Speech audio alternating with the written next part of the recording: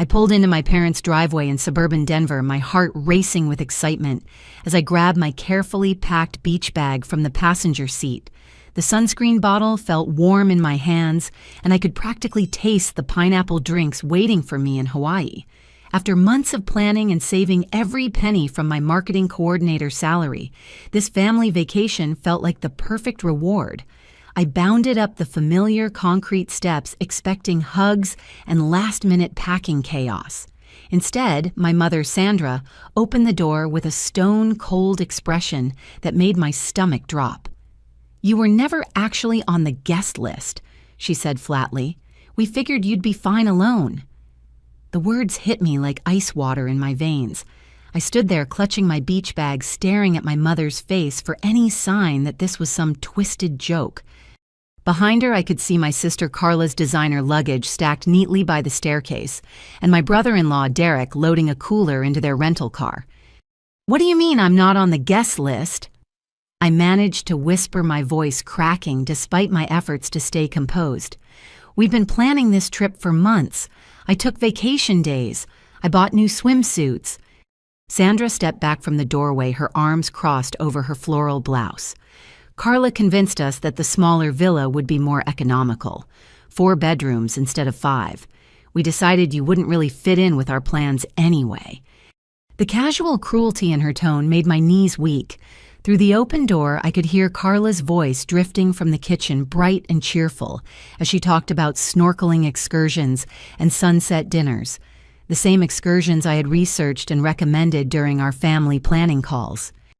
"But I helped organize this whole trip," I said, stepping closer to the threshold. "I found the resort. I researched the activities. I sent you all those links to restaurants." Derek appeared behind Sandra, his polo shirt already wrinkled from travel preparation. "Helen, come on, don't make this dramatic. We're trying to have a peaceful family vacation." "Peaceful," I repeated slowly, "by lying to me for months." Carla emerged from the kitchen, her blonde hair pulled back in a perfect ponytail, designer sunglasses perched on her head. She looked past me toward my car as if I were an inconvenient delivery person. "We thought you'd understand," Carla said with that patronizing tone she'd perfected since her wedding 3 years ago. "You're always so busy with work anyway, and honestly, Helen, you can be a bit much sometimes. We wanted this vacation to be about relaxation and family bonding." "I am family," I said, my voice barely audible. "Of course you are," Sandra said quickly, but her eyes were already looking past me toward the street.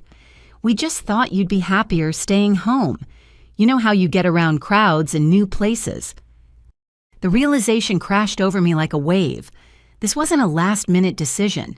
They had been planning this exclusion for months, while I excitedly participated in group chats about dinner reservations and beach activities. Every family call where we discussed the itinerary, every time I shared my research about Hawaiian culture and hidden gems, they were already plotting to leave me behind. I watched Derek load another suitcase, this one clearly belonging to my father, based on the old American Airlines tags still attached to the handle. Dad emerged from the garage, checking his watch with the methodical precision he brought to everything. "Thomas," Sandra called to him. "Helen stopped by." Dad looked up, his reading glasses sliding down his nose. "Oh, hi, sweetheart. We're just heading out to catch our flight." The normalcy in his voice was the final blow. He genuinely seemed surprised to see me, as if my presence at their departure was unexpected rather than planned, as if I hadn't been part of every conversation about this trip for the past 4 months. "Dad," I started, but Carla cut me off. "We really need to get going. The airport traffic is going to be insane, and you know how Derek gets about being late." Derek nodded solemnly, as if punctuality for their excluding vacation was a matter of life and death. TSA lines are brutal this time of year. I stood there watching my family load their car with luggage I should have helped carry, watching them check their phones for flight updates I should have been receiving too. The beach bag in my hand felt heavier with each passing second. "Well," I said, finally backing down the steps, "have a wonderful time." Sandra's face softened slightly, perhaps recognizing the devastation in my voice. "Helen, don't be upset. We'll send you pictures." Pictures. They would send me pictures of the vacation I had helped plan but wasn't allowed to join. Pictures of the family bonding I wasn't worthy of participating in. I walked back to my car in a daze, their voices fading as they continued their departure preparations. Through my rearview mirror, I watched them gather on the driveway, probably relieved that the uncomfortable confrontation was over. As I drove away, I could see them in my side mirror, standing together as a complete unit, watching my car disappear around the corner. The drive back to my Phoenix apartment felt endless. Every mile gave me more time to process what had just happened, and with each passing exit sign, the reality became more surreal. I kept replaying Sandra's words, searching for some explanation that would make sense of the cruelty. By the time I reached my complex, the sun was setting behind the desert mountains, painting everything in shades of orange that should have felt beautiful, but instead seemed mocking. I dragged myself up 2 flights of stairs to my 1-bedroom apartment, the beach bag still clutched in my hand like evidence of a crime. I dropped onto my couch and stared at the Hawaii guidebook scattered across my coffee table. The yellow sticky notes marking restaurant recommendations felt like artifacts from another life. 3 months of research, vacation day requests, and excited planning, all for a trip I was apparently never invited to join. My phone buzzed against the cushions. A text from my best friend Madison, "Safe travels, can't wait to see all your Hawaii pics." I couldn't bring myself to respond. How do you explain that your entire family conspired to exclude you from a vacation while maintaining the illusion that you were included? How do you admit that you were stupid enough to fall for months of lies? Around 10:30 that evening, my phone chimed with a notification from Venmo. My heart stopped when I saw Carla's name on the screen. Payment request from Carla Martinez, $4,800. The memo line read, "Your share of flights and villa, family trip expenses." I stared at the screen until the numbers blurred. They wanted me to pay $4,800 for a vacation they had deliberately excluded me from. My share of expenses for a trip where my presence was apparently so unwanted that they had lied to my face for months. I screenshot the request and set my phone aside, hands shaking with rage. The audacity was breathtaking. Not only had they planned this exclusion while pretending I was included, but they expected me to fund their betrayal. My laptop sat open on the kitchen counter, still displaying my work emails from earlier that day. I opened Facebook and searched for my family's profiles, my stomach churning as I found what I was looking for. Carla's most recent post, uploaded 2 hours ago, finally boarding. Can't wait for our family bonding time in paradise. Sometimes the best trips are the intimate ones. 43 likes already, including several from relatives and family friends who probably had no idea I had been deliberately excluded. The comments were full of heart emojis and have fun messages that felt like salt in fresh wounds. Derek had posted a photo of their boarding passes, carefully angled to hide the names, but clearly showing 4 tickets to Honolulu. 4 tickets for the 4 family members who mattered. The caption read, "Vacation mode activated. No stress, no drama, just family love." No drama, as if I were the source of drama rather than the victim of their calculated cruelty. I scrolled through more posts, finding photos of their airport dinner, their excitement about the flight, their gratitude for quality time with the people who matter most.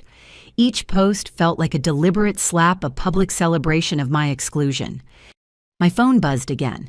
Another Venmo notification, this time from Derek. Payment request $700. Reminder, Helen's portion of resort activities and car rental. $700 more.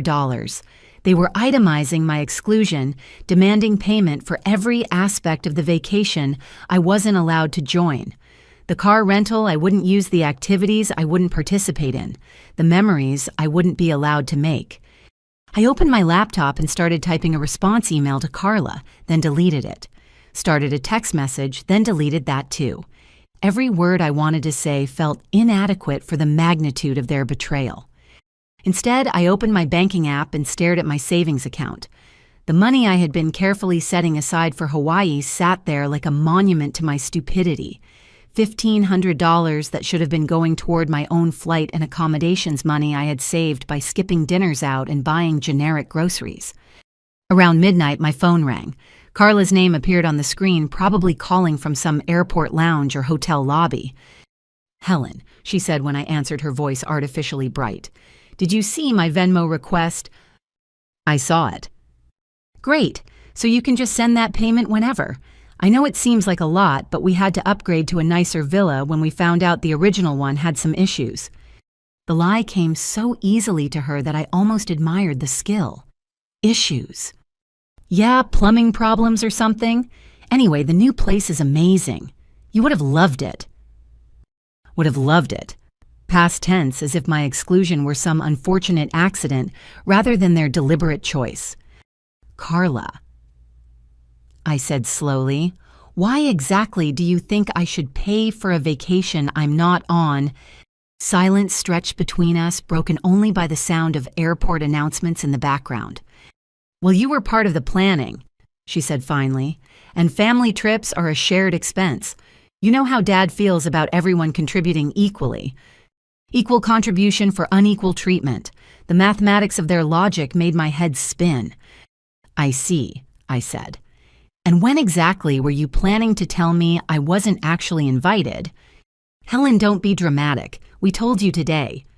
"You told me today that you had been planning this exclusion for months while lying to my face about including me." "We weren't lying. Plans change. The villa situation changed and we had to make adjustments."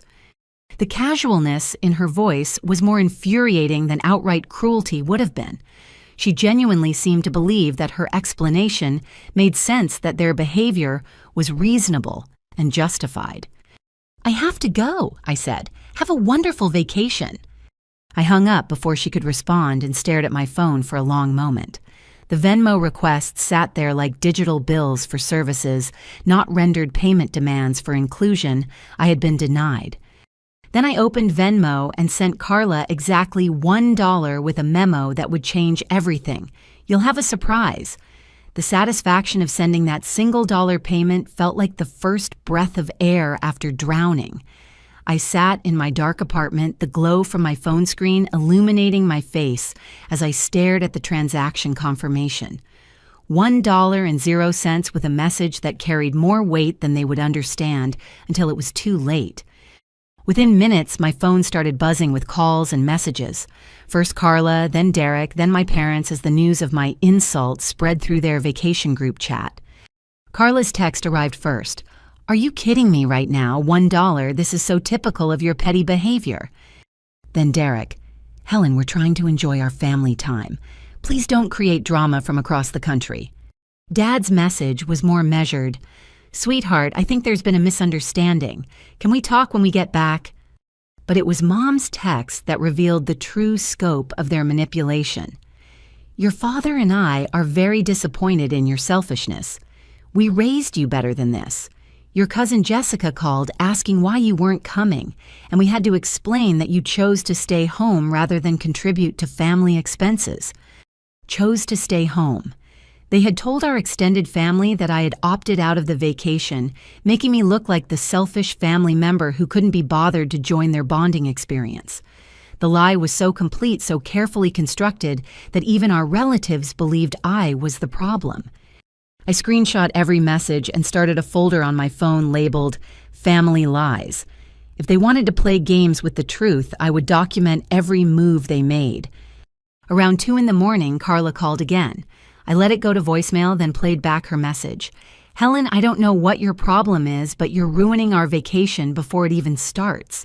Mom is crying because of your behavior, and Dad is talking about cutting the trip short to deal with your drama. Is this really what you want to destroy our family time because you're upset about a simple financial contribution?" The reversal was masterful. Somehow I had become the villain in a story where I was the victim. My reaction to their betrayal was now evidence of my character flaws, proof that they had been right to exclude me in the first place. I called my cousin Jessica in Colorado, knowing she would be awake because of her night shift job at the hospital. "Helen," she answered on the first ring. "I was just thinking about you. Your mom said you decided to skip Hawaii to focus on work. That seems so unlike you." "What exactly did she tell you?" "Just that you felt the vacation would be too stressful with your job situation, and you preferred to stay home and save money. She seemed really sad about it, said the family wouldn't be the same without you there." The manipulation was even more sophisticated than I had realized. They hadn't just excluded me. They had crafted a narrative that made me look like the one who had abandoned the family.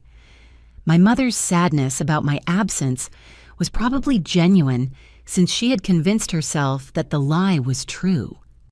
"Jessica," I said carefully, "did Mom mention anything about villa capacity or booking issues?" "No, nothing like that. She just said you were going through some personal stuff and needed space from family obligations." Personal stuff. Family obligations. They had pathologized my absence, turning their exclusion of me into my need for distance. The story they told made them seem caring and understanding, while portraying me as troubled and antisocial. After I hung up with Jessica, I spent the next hour calling and texting other family members. The story was consistent across every conversation. According to my parents and Carla, I had voluntarily removed myself from the Hawaii plans due to work stress and personal issues. Some relatives even offered words of encouragement about taking care of my mental health and not overcommitting to family events. The gaslighting was so complete that I started to question my own memory of events. Had there been signs that I was supposed to decline the invitation?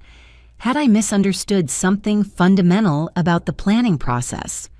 Then I remembered the group chat messages I had saved, the excitement in my voice during planning calls, the research documents I had shared with enthusiasm. There was no ambiguity in my participation or my desire to join the vacation.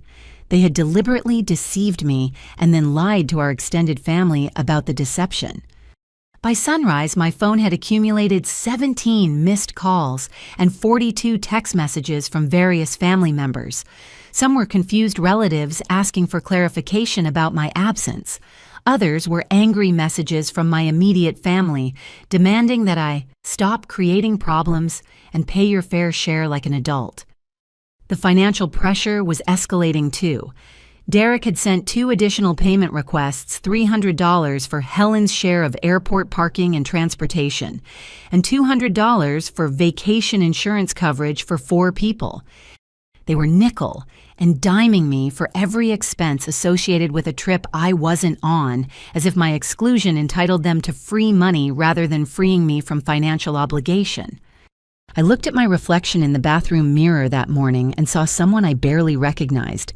My eyes were red from crying and lack of sleep, my hair was disheveled from hours of restless pacing, and my face carried an expression of hurt that seemed carved in stone.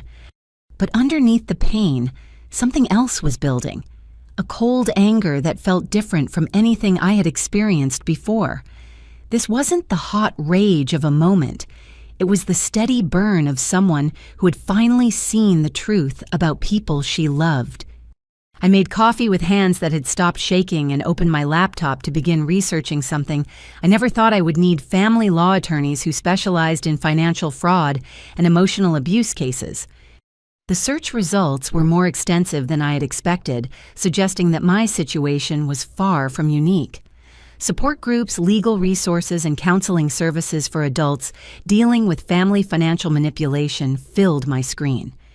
As I read through articles about inheritance fraud, financial coercion, and family gaslighting, pieces of a larger puzzle began clicking into place. The pattern of exclusion hadn't started with Hawaii. It had been building for years through smaller incidents that I had dismissed as misunderstandings or coincidences. My phone buzzed with another message from Carla this time, including a photo of their hotel room overlooking the ocean. "This could have been your view if you weren't being so stubborn about paying your share. Last chance to make this right before we write you off completely." The threat was empty, but revealing. They needed my money more than they were willing to admit, which meant they were more vulnerable than they wanted me to know. I finished my coffee and made a decision that would change everything. The coffee had grown cold in my hands as I sat surrounded by printed emails, bank statements, and family photos that told a story I had been too naive to see. What I had initially dismissed as isolated incidents of thoughtlessness now formed a clear pattern of systematic exclusion and financial manipulation that stretched back years. I started with my grandmother's funeral 18 months ago. At the time, I had been hurt that Carla and my parents had made all the arrangements without consulting me, claiming they wanted to spare me the stress of planning during grief. They had chosen an expensive funeral home, upgraded the service package, and selected costly flowers and catering, then divided the bill 4 ways, including my portion.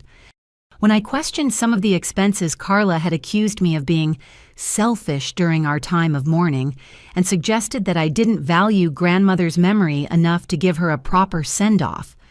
Shamed into compliance, I had paid my quarter of the bill without further protest. Now I could see the manipulation clearly. They had deliberately excluded me from decisions while ensuring I remained financially responsible for their choices. The pattern was identical to Hawaii exclude Helen from planning, make expensive decisions without her input, then demand payment while portraying any resistance as character flaws on my part. My laptop chimed with an email notification interrupting my investigation. The message was from a sender I didn't recognize, Jake Morrison, with the subject line, "Confusion about your family's Hawaii arrangements." I opened the email with growing confusion. "Hi, Helen. I hope this message finds you well. I'm the Uber driver who picked up your family from their house yesterday for their airport trip. During the ride, there was some discussion about you that left me feeling uncomfortable, and I think you should know what was said. Your sister Carla spent most of the drive complaining about how you always make family events difficult and expensive. She said you have a history of being unreliable and selfish, and that excluding you from the Hawaii trip was necessary for everyone else's peace of mind. Your mother agreed and added that you've been having emotional problems lately that make you inappropriate for family gatherings. Your father mentioned that you've been financially irresponsible and can't be trusted to contribute fairly to family expenses." I felt terrible listening to this conversation, especially since they continued talking about you for the entire 30-minute drive to the airport. They seemed to enjoy criticizing you, which struck me as mean-spirited regardless of any family issues. "I got your email address from the pickup address information. I hope that's okay, because I felt you deserved to know how they were talking about you behind your back. I have 3 sisters myself, and I would want to know if my family was bad-mouthing me to strangers. I hope this information is helpful rather than hurtful. They seem to expect you to pay for their vacation expenses despite not being included, which doesn't seem fair to an outsider. Best wishes, Jake Morrison." The email hit me like a physical blow. Not only had they excluded me and demanded payment, but they had spent their drive to the airport systematically destroying my reputation to a stranger. Every lie they told Jake was probably being repeated to other people in their lives, building a narrative where I was the problem family member who deserved exclusion and criticism. I forwarded Jake's email to my evidence folder and continued digging through my records. The pattern became more disturbing with each discovery. Last Christmas, they had planned a family ski trip to Aspen without mentioning it to me until 2 days before departure. When I expressed hurt at being left out, Carla had claimed they assumed I wouldn't be interested because I had mentioned being busy with work during a phone call weeks earlier. They had demanded I pay for my share of the lodge rental, despite not using the space, arguing that my last-minute decision not to participate shouldn't penalize the rest of the family financially. The previous summer, they had organized a family reunion at my uncle's lake house in Michigan. I had learned about the gathering through a Facebook post from my cousin 2 days after it had concluded. When I asked why I hadn't been invited, Mom had claimed they forgot to add me to the planning group chat and suggested I was being overly sensitive about a simple oversight. Later, I received a request to pay for my share of the catered barbecue and boat rental because I was technically part of the guest count, even though you couldn't make it. Each incident followed the same script: exclude Helen from planning, make expensive decisions, demand financial contribution, gaslight any resistance by portraying Helen as difficult, unreliable, or selfish. My phone rang, interrupting my investigation. Jessica's name appeared on the screen. "Helen, I've been thinking about our conversation last night and something doesn't add up." she said without preamble. "I called Aunt Linda to chat about the Hawaii thing, and she mentioned that your mom told her a completely different story about why you're not there." My stomach dropped. What did she tell Linda? That you had gotten into a big fight with Carla about wedding planning expenses and stormed out of family activities. She said you've been holding a grudge and refusing to participate in family events for months. Another lie, another version of events designed to make me look like the aggressor. They weren't just excluding me. They were actively destroying my relationships with extended family by spreading different stories about my supposed bad behavior. "Jessica, I haven't spoken to Carla about wedding planning in over a year. Her anniversary was last month and I sent a gift and card." "I know," Jessica said quietly. "That's why I'm calling. Something is really wrong here, Helen. The stories don't match and none of them sound like the person I know you to be." After hanging up with Jessica, I called Linda directly.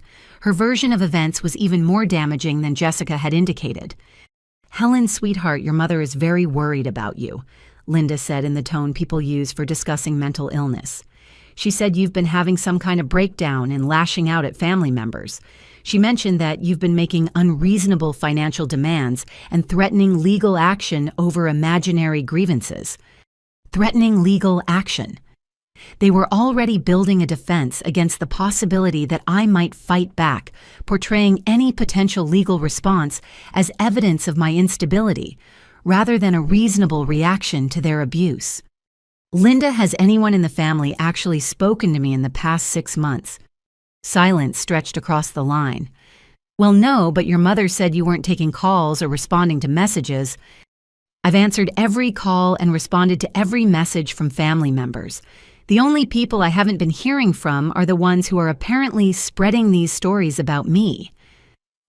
"Oh," Linda said softly. "Oh dear."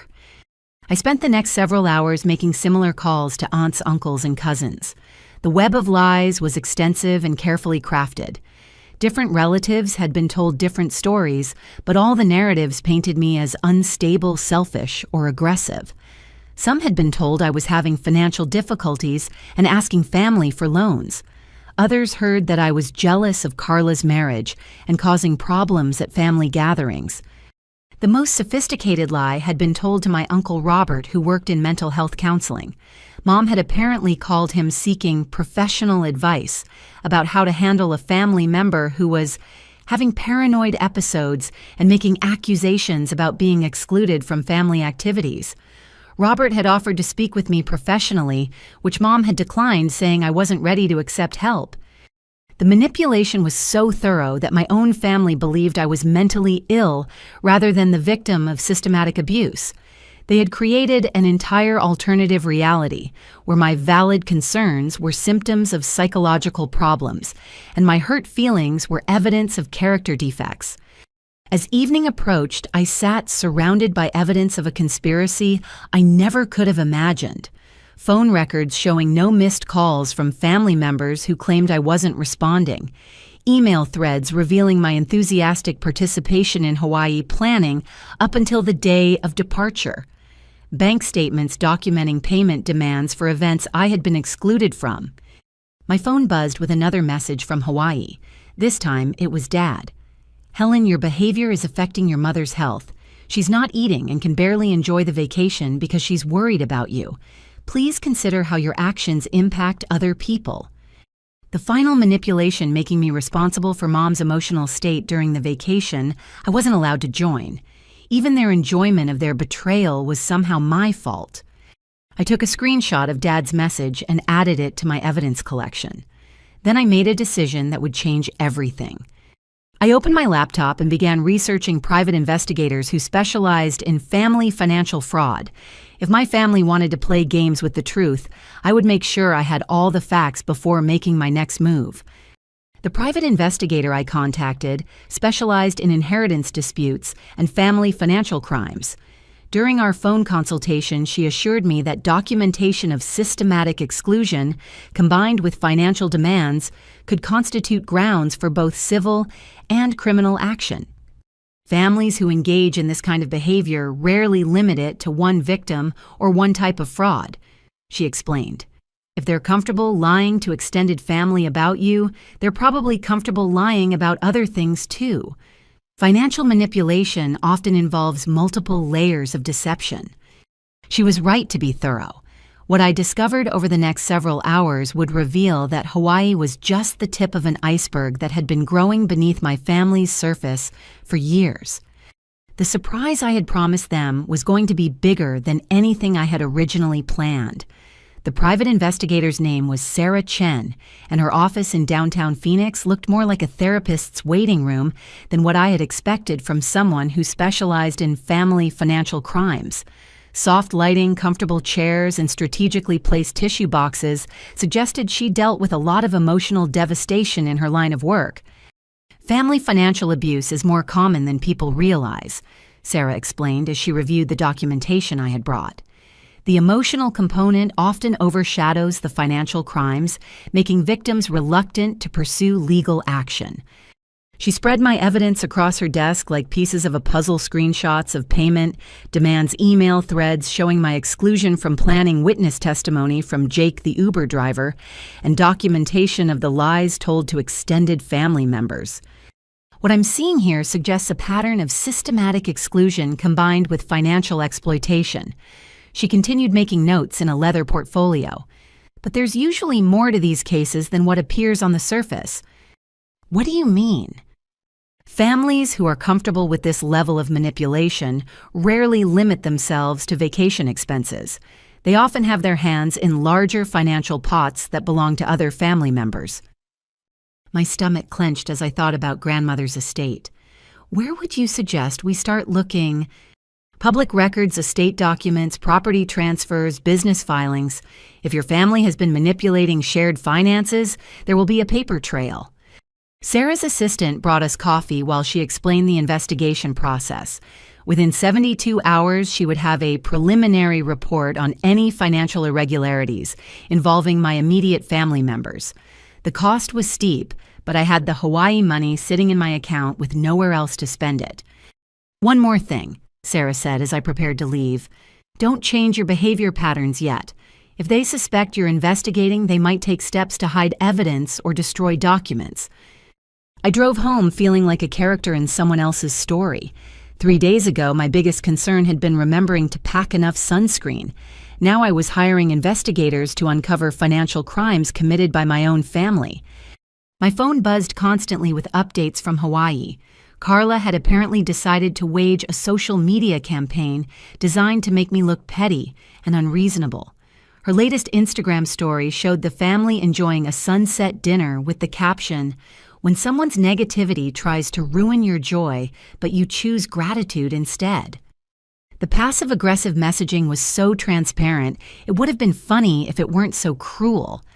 She was positioning herself as the victim of my negativity while enjoying the vacation I had been excluded from and billed for. Derek had posted a photo of their hotel room service breakfast with the caption, "Family time hits different when everyone present actually wants to be there." Everyone present, as if my absence were voluntary rather than imposed.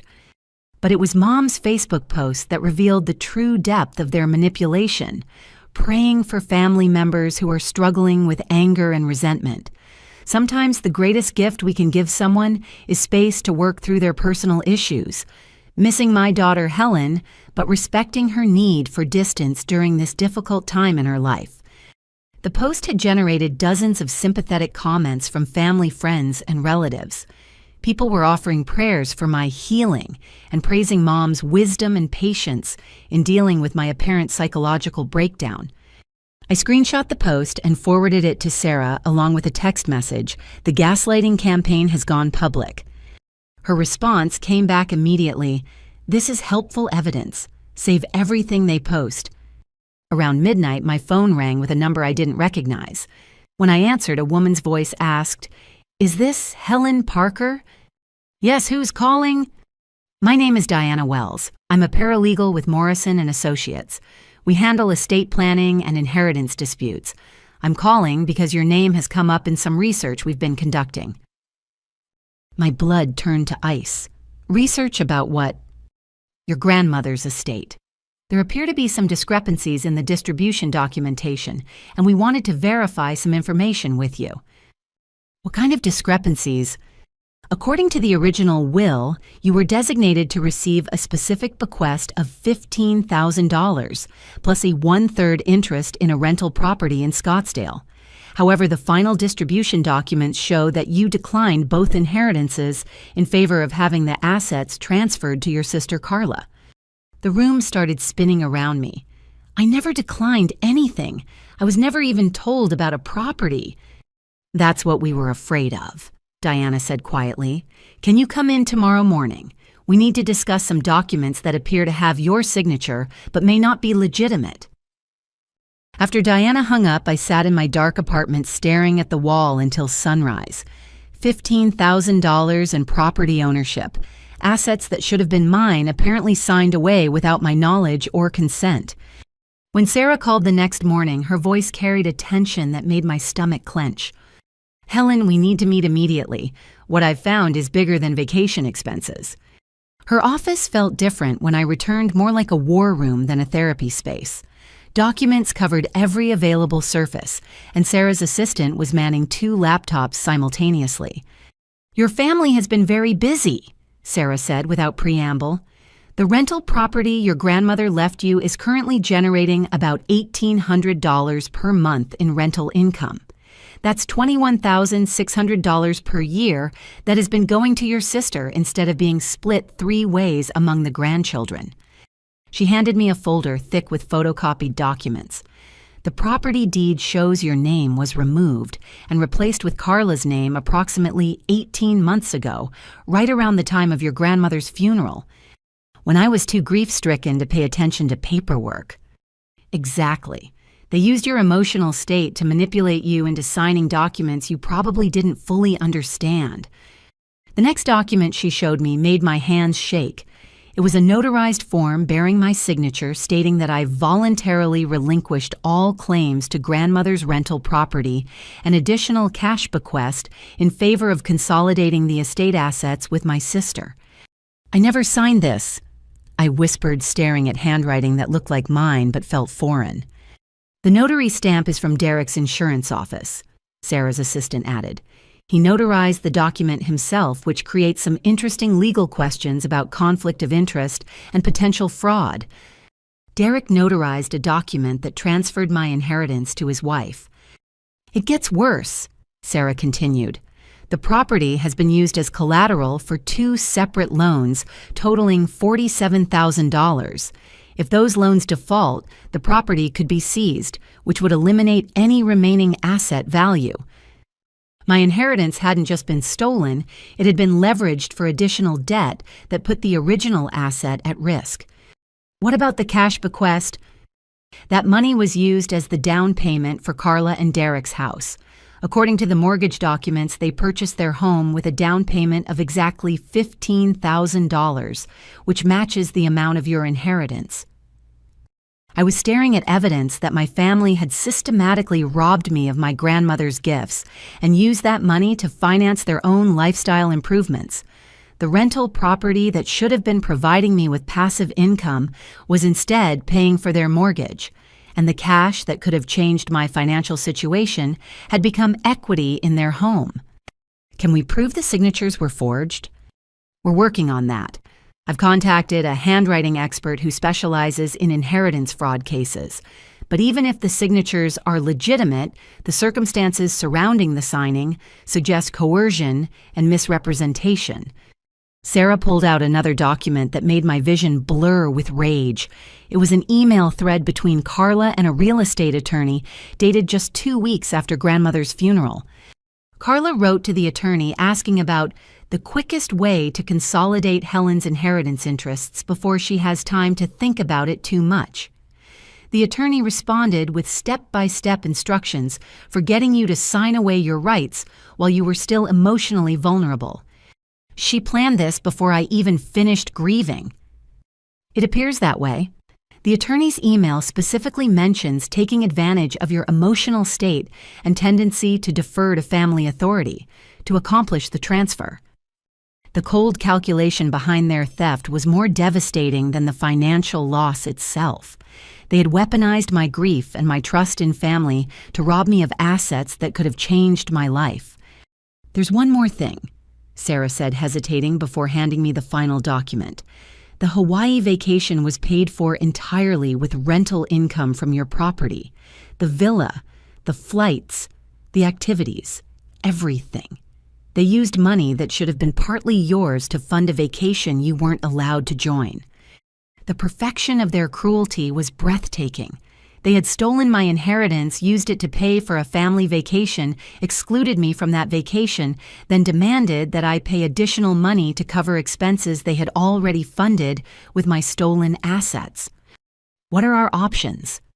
Civil litigation for inheritance fraud, criminal charges for forgery and theft, and immediate action to freeze the property assets before they can be further leveraged or sold. Sarah's phone buzzed with a text message. She glanced at the screen and frowned. "That was my contact at the courthouse. Carla just filed paperwork this morning to refinance the rental property with a much larger loan amount. They're trying to extract maximum equity before anything can be challenged." "Can they do that?" "Not if we act fast. I'm calling the judge's emergency line right now to request an immediate asset freeze." As Sarah made her calls, I sat surrounded by evidence of betrayal so complete it felt like discovering that gravity worked backward. Every assumption I had made about my family's basic decency had been systematically dismantled by documents bearing official seals and legal stamps. My phone buzzed with another message from Hawaii, this one from Dad. "Helen, we're having such a wonderful time here. The weather is perfect and we're making memories that will last a lifetime. I hope you're using this time alone to reflect on what's truly important in relationships." What's truly important in relationships? Like honesty, trust, and not stealing someone's inheritance to pay for vacations they're excluded from. I screenshot Dad's message and added it to my evidence file. Every word they sent me now felt like additional proof of their calculated cruelty. "Good news," Sarah announced as she hung up her phone. "Judge Martinez has issued a temporary restraining order freezing all assets related to your grandmother's estate, pending a full investigation. Carla's refinancing attempt has been blocked. What happens now? Now we gather more evidence, file formal charges, and prepare for your family to discover that their victim isn't as helpless as they assumed." The surprise I had promised them was about to become much bigger than a $1 payment. They had spent years stealing from me, while making me believe I was the problem in the relationship. It was time for them to learn what real consequences looked like. The emergency court hearing was scheduled for the following Monday, which gave me exactly 4 days to prepare for legal warfare against my own family, while they lounged on beaches funded by my stolen inheritance. The irony would have been amusing if it weren't so personally devastating. Sarah recommended that I maintain normal communication patterns to avoid alerting them to our investigation. "Let them enjoy their vacation," she advised. "Overconfident criminals make more mistakes." But maintaining normalcy felt impossible when every message from Hawaii felt like salt being poured into open wounds. Carla's latest Instagram story showed her getting a spa treatment with the caption, "Self-Care Sunday because some people's drama can't touch your peace." My drama. She was literally being pampered with money stolen from my inheritance while characterizing my reaction to their theft as drama. Derek had posted a video of them parasailing with the soundtrack, "Living My Best Life." The comments were full of family friends praising their well-deserved vacation and asking when I would be joining them.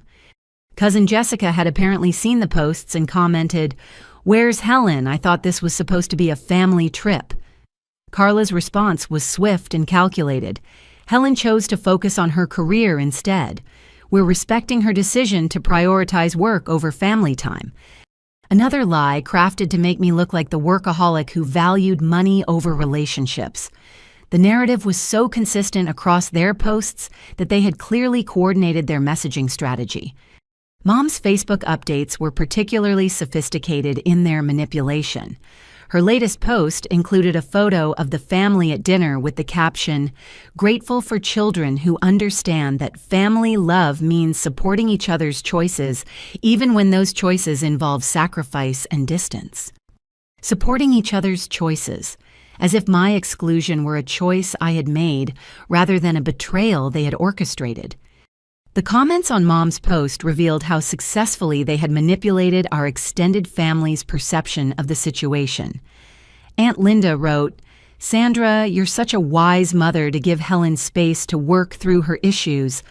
Uncle Robert added, "Sometimes the most loving thing we can do is step back and let someone find their own path." They had turned my victimization into my choice, my exclusion into my preference, my hurt into my character flaw. The gaslighting was so complete that even sympathetic relatives were congratulating my family for respecting boundaries I had never established. But their social media campaign also provided valuable evidence for our case. Every post about their vacation being funded by the rental property income created documentation of their use of stolen assets. Sarah's team was systematically screenshotting and cataloging each update. "They're building our case for us," Sarah observed during one of our daily check-ins. "Criminals who flaunt their crimes on social media make prosecutors very happy." Meanwhile, my own investigation was revealing additional layers of their deception. I spent Tuesday evening going through old financial documents and found 3 separate occasions when I had been charged for family expenses related to events I hadn't attended.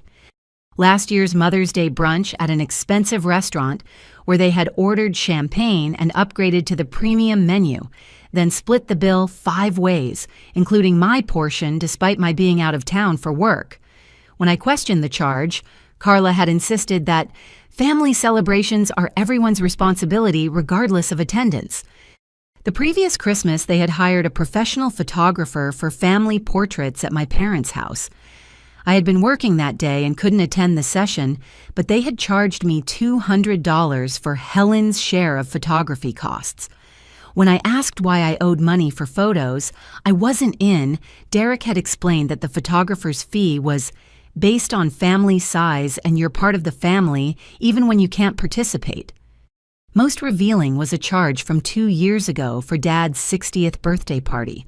They had rented a private dining room at his favorite steakhouse and invited 20 people for a celebration I hadn't been told about until the day before. Unable to attend on such short notice, I had sent a thoughtful gift and handwritten card. 2 weeks later, Carla had sent me a payment request for $350 as Helen's portion of Dad's birthday dinner expenses. The pattern was clear and consistent: exclude Helen from planning, make expensive decisions without her input, then demand payment while portraying any resistance as selfishness or family disloyalty. Wednesday brought a breakthrough that changed everything. Sarah called me at work with barely contained excitement in her voice. "Helen, you need to sit down. We found something that makes the inheritance theft look small." I closed my office door and prepared for another devastating revelation. Your grandmother's estate included more than just the rental property and cash bequest. There was also a life insurance policy with a death benefit of $75,000, with you listed as one of 3 equal beneficiaries. My legs felt weak. I was never told about any life insurance. Because you were never supposed to find out about it. The beneficiary distribution should have been $25,000 each to you, Carla, and your parents. Instead, the full $75,000 was paid to Carla as the sole surviving beneficiary. How is that possible? Someone submitted a death certificate for you along with the insurance claim declaring you deceased and therefore ineligible to receive benefits. The words didn't make sense at first. They declared me dead. According to the insurance company's records, Helen Parker died in a car accident 6 months before your grandmother's death. The death certificate appears to be a sophisticated forgery, complete with official seals and signatures. I was staring at evidence that my family had literally killed me off on paper to steal my insurance benefits. The theft of my inheritance was criminal, but this was something approaching evil. Who filed the fraudulent death certificate? Derek, in his capacity as the family's insurance agent. He had professional access to the forms and procedures necessary to create convincing documentation. Derek had used his professional credentials and industry knowledge to forge my death certificate and steal $75,000 from my grandmother's life insurance policy. The man who called me dramatic for objecting to vacation expenses had committed multiple felonies to rob me of benefits that would have changed my financial life completely. Sarah, how much money are we talking about in total? Between the rental property income, the stolen cash bequests, the fraudulent insurance claim, and the various expense manipulations we've documented, you've been defrauded of approximately $137,000 over the past 18 months. $137,000. More money than I had ever imagined having stolen by people who portrayed themselves as loving family members concerned about my emotional well-being. What's our next move? Criminal charges for insurance fraud, forgery, and theft, civil litigation for damages and emotional distress, an immediate asset seizure to prevent them from hiding or spending any more of your money. Thursday brought the most satisfying phone call of my life. Sarah contacted me with an update that made me smile for the first time since this nightmare had begun. The FBI has taken over the insurance fraud investigation. Derek's professional licenses are being suspended pending criminal proceedings, and all of their bank accounts have been frozen. They're in Hawaii with frozen bank accounts. As of this morning, yes. They'll discover the account freezes when they try to pay for meals activities or their hotel checkout. The timing was perfect. They would spend their final days in paradise discovering that their access to stolen money had been cut off, leaving them stranded with expenses they couldn't pay and questions they couldn't answer. There's more, Sarah continued. The hotel where they're staying called this morning asking about payment guarantees. Apparently, their credit cards are being declined, and they're requesting alternative payment methods for their remaining charges. My family was about to discover that crime doesn't pay literally. Their vacation funded by stolen assets was turning into a financial nightmare that would follow them home and into courtrooms. But I wasn't finished with them yet. If they wanted to play games with truth and perception, I was prepared to show them what real strategy looked like. I opened my laptop and began booking travel arrangements that would turn their paradise into a confrontation they would never forget. The surprise I had promised them was about to arrive in person. The first-class seat to Honolulu had cost me nearly $3,000, but it felt like the best money I had ever spent. As the plane descended toward the Hawaiian Islands, I reviewed the legal documents Sarah had prepared for our confrontation. Restraining orders, asset seizure notices, and criminal complaints that would transform their vacation from paradise into a legal nightmare. Sarah had initially advised against the trip. Let law enforcement handle the confrontation, she had suggested. Flying to Hawaii to confront them could be seen as harassment. But I needed to see their faces when the truth finally caught up with them. After months of lies, manipulation, and theft, they deserved to experience the shock of discovery in the paradise they had purchased with my stolen inheritance. The resort where they were staying was a luxury property on Maui's western shore, the kind of place that charged $500 per night for ocean view rooms. I had booked myself into the presidential suite using money from my secret savings account, the one I had been building since discovering their pattern of financial manipulation. The irony was perfect. While they struggled with frozen accounts and declined credit cards, I would be staying in the most expensive accommodation the resort offered. My taxi driver was chatty, a local man named David, who seemed genuinely interested in my story when I mentioned that I was surprising family members who thought I couldn't afford to visit Hawaii. Family can be complicated, he observed as we wound through tropical landscapes that looked like postcards. Sometimes the people who are supposed to love you the most are the ones who hurt you the deepest. His words carried the wisdom of someone who had probably seen plenty of family drama during his years driving tourists around paradise. The resort was even more spectacular than the photos had suggested. Manicured gardens, infinity pools, and private beaches that stretched toward horizons painted in shades of turquoise. This was the vacation I had helped plan but been excluded from the paradise they had purchased with money stolen from my inheritance. The front desk manager, a professional woman named Patricia, greeted me with the kind of warmth reserved for guests staying in premium suites, but her expression shifted when I mentioned my family members who were already guests at the resort. "The Parker family," she said, carefully checking her computer screen. "Yes, they're staying in one of our standard rooms. There have been some payment issues with their account." "What kind of payment issues?" Patricia glanced around to ensure our conversation remained private. "Their credit cards have been declining since this morning. They've been asking about alternative payment arrangements and seem quite stressed about the situation." Perfect. Their financial crimes were catching up with them in real time, creating exactly the kind of pressure I needed for maximum impact. "They also filed some complaints yesterday about a potential harassment situation," Patricia continued. "They claimed that a family member with mental health issues might attempt to contact them inappropriately during their vacation.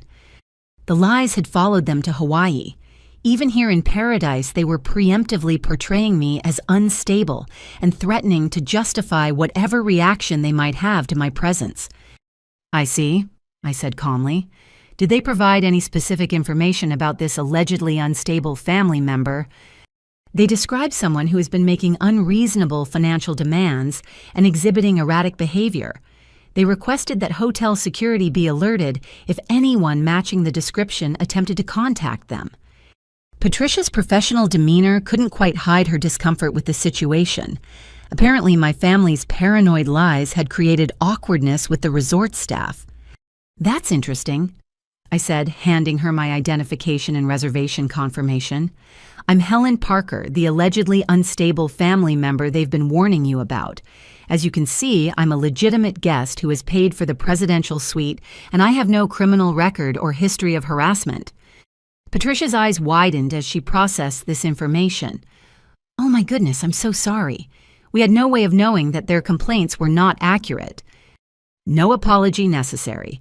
But I thought you should know that the guests who have been making financial excuses and spreading stories about harassment are apparently comfortable lying to resort staff about family members." "This is very helpful information," Patricia said diplomatically. "We appreciate guests who help us understand complex situations." She upgraded my welcome amenities and assigned me a personal concierge, apparently recognizing that the real problem guests were the ones who couldn't pay their bills rather than the one who had booked the presidential suite.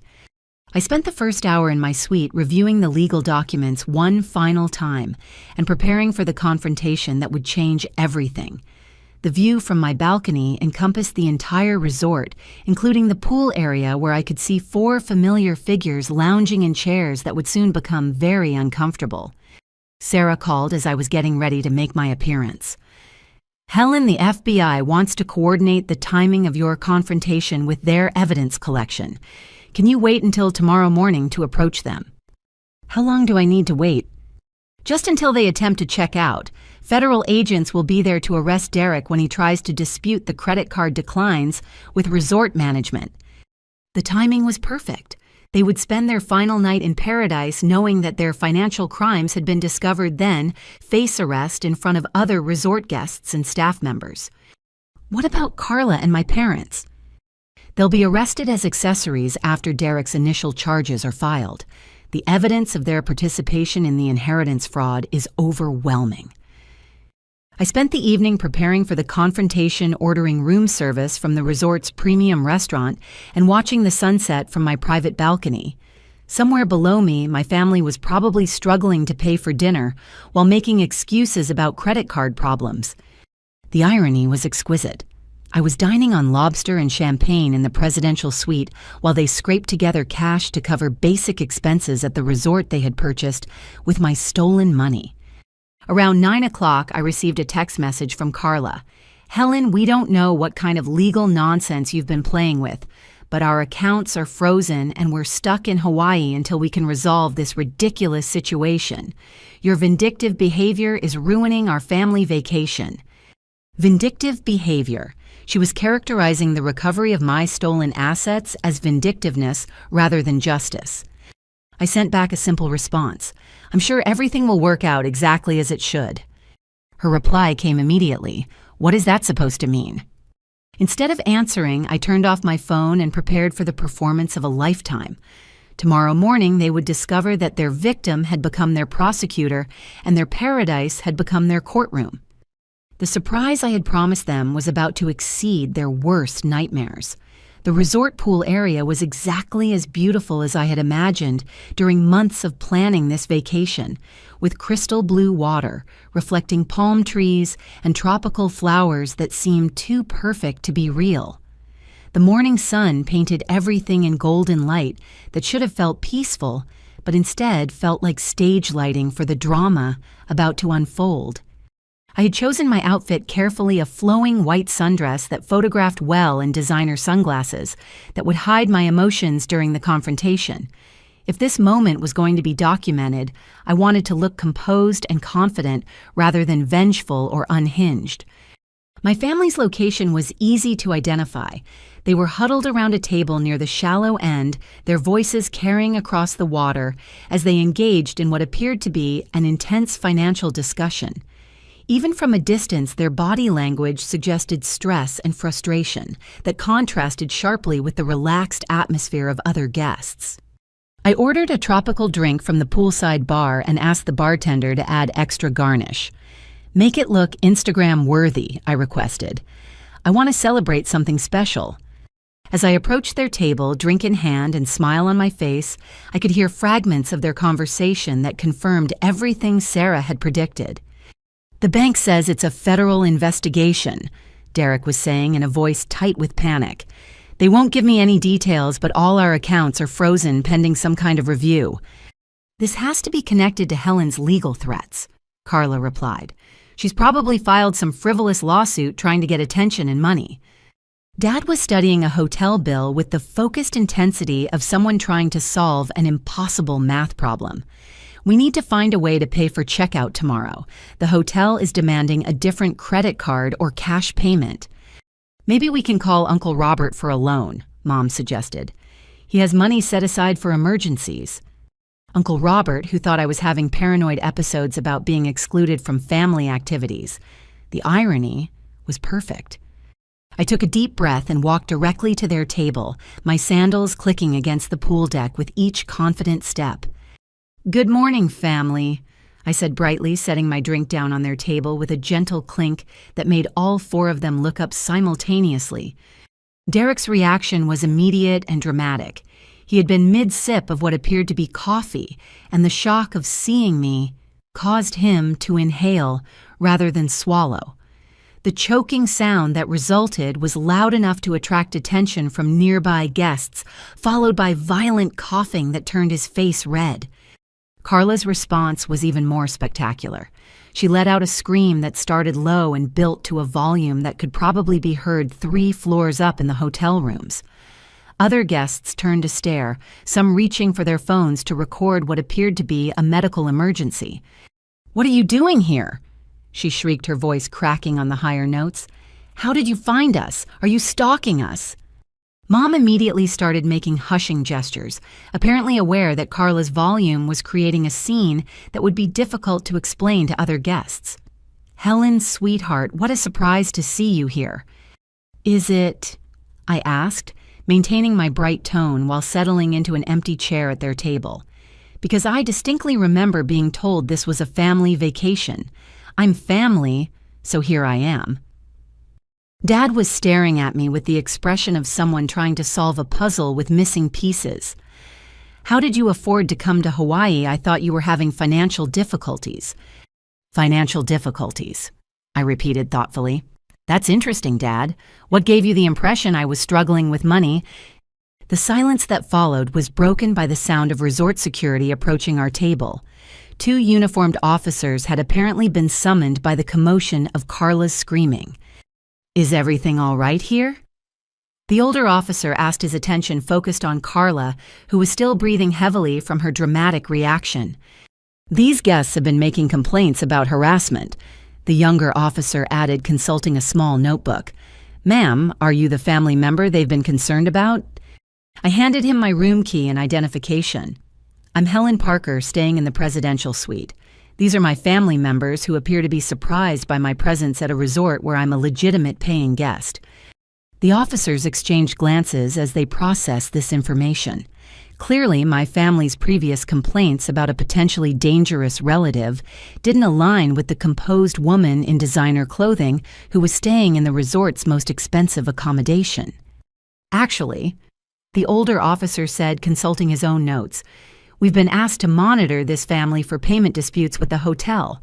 Their credit cards have been declining, and management is concerned about their ability to settle their account." The humiliation was perfect. Instead of rescuing my family from harassment by a mentally unstable relative, security was revealing their financial problems to other guests and questioning their ability to pay for their vacation. "Payment disputes," I said thoughtfully, loud enough for nearby guests to overhear. "That sounds stressful. I hope it doesn't interfere with your enjoyment of this beautiful resort." Derek found his voice, though it was still hoarse from his choking episode. "Helen, whatever legal problems you've created for us, we can resolve this like adults when we get home." "Legal problems I've created," I repeated slowly. "Derek, that's a fascinating perspective. What legal problems do you think I've created?"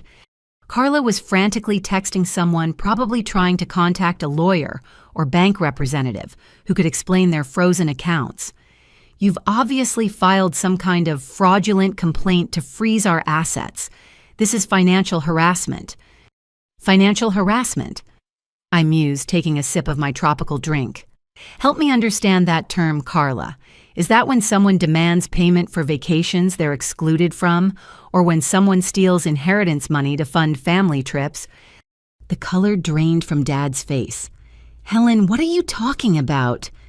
"I'm talking about grandmother's rental property that I was supposed to inherit a third of, but somehow ended up entirely in Carla's name. I'm talking about the $15,000 cash bequest that became the down payment for Derek and Carla's house. I'm talking about the $75,000 life insurance policy that was paid to Carla as the sole surviving beneficiary, after someone filed a death certificate claiming I had died in a car accident." My voice remained calm and pleasant, but the words landed like explosions at their table. Other guests were now openly listening to our conversation, their own discussions forgotten in favor of what sounded like a real-life crime drama unfolding over morning cocktails. Mom's hands started shaking. "That's impossible. You signed the paperwork voluntarily. You said you didn't want the responsibility of property management." "Show me the paperwork, Mom. Show me my signature on documents I supposedly signed voluntarily." The security officers were now taking notes, apparently recognizing that this conversation involved potential criminal activity rather than simple family dysfunction. "Ma'am," the older officer said to me, "do you have documentation of these financial claims?" I reached into my beach bag and pulled out a folder containing copies of the most damaging evidence: bank records, property transfers, insurance claims, and forensic analysis of allegedly forged signatures. As I spread the documents across their table, my family's expressions shifted from confusion to horror to desperate panic. The evidence was comprehensive and undeniable, transforming their tropical paradise into a prosecutor's exhibit hall. "This is all legal paperwork," I continued in the same pleasant tone. "Filed with proper authorities, investigated by qualified professionals, and documented by federal agents who are very interested in cases involving inheritance fraud and insurance crimes." Derek was now visibly sweating despite the comfortable morning temperature. "Those documents are taken out of context. Everything we did was legal and properly documented." "Including filing a fraudulent death certificate to steal my insurance benefits?" I asked brightly, because the FBI has some questions about that particular document, Derek. Something about using your professional credentials to forge official death records. The mention of federal agents caused a ripple of excitement among the eavesdropping guests. Several people were now openly recording our conversation with their phones, apparently recognizing that they were witnessing something more dramatic than typical vacation entertainment. Carla was crying now, her carefully applied makeup running in dark streaks down her cheeks. "Helen, please, we can work this out. Family doesn't destroy family over money. You're absolutely right, I agreed. Family doesn't steal inheritance money to fund vacations that exclude other family members. Family doesn't forge death certificates to claim insurance benefits. Family doesn't spread lies about mental health issues to justify financial crimes. The resort manager approached our table Patricia from the front desk, walking beside him with an expression of professional concern. Mr. and Mrs. Martinez, the manager said formally, we need to discuss the outstanding balance on your account. Your payment methods are being declined, and we require immediate resolution before your checkout tomorrow. We're working on it, Derek said desperately. There's been a misunderstanding with our bank. A federal investigation isn't a misunderstanding, I said helpfully. It's usually the result of criminal activity being discovered by law enforcement agencies. The manager's eyebrows rose. Federal investigation. Inheritance fraud, insurance fraud, and forgery, I explained cheerfully. The kind of crimes that result in asset freezes while prosecutors build their cases. Patricia stepped forward with a tablet in her hands. Sir, we've received a call from federal agents requesting that we preserve all records related to your stay. Apparently, this resort visit is being funded by assets connected to criminal activity. They bought this vacation with money stolen from my grandmother's estate. I added in case anyone was confused about the connection. The crowd of onlookers was growing larger, with guests abandoning their own poolside activities to watch what had become the most entertaining event of their vacation. Several people were live streaming the confrontation, apparently recognizing that they were witnessing something worth sharing with the internet. Derek stood up abruptly, his chair scraping against the concrete. We don't have to listen to this. We're legitimate guests at this resort. Legitimate guests who can't pay their bills, the security officer observed, and who appear to be involved in federal criminal investigations. Sir, the manager added, we're going to need you to return to your room while we contact the appropriate authorities about this situation. As my family was escorted away by security, I remained at their table, finishing my tropical drink and reviewing the legal documents that had transformed their paradise into a crime scene. Other guests approached me with expressions of amazement and sympathy. A woman from Minnesota bought me another drink. A retired couple from Texas offered to serve as witnesses if I needed testimony about the confrontation. The surprise I had promised them was exceeding even my expectations.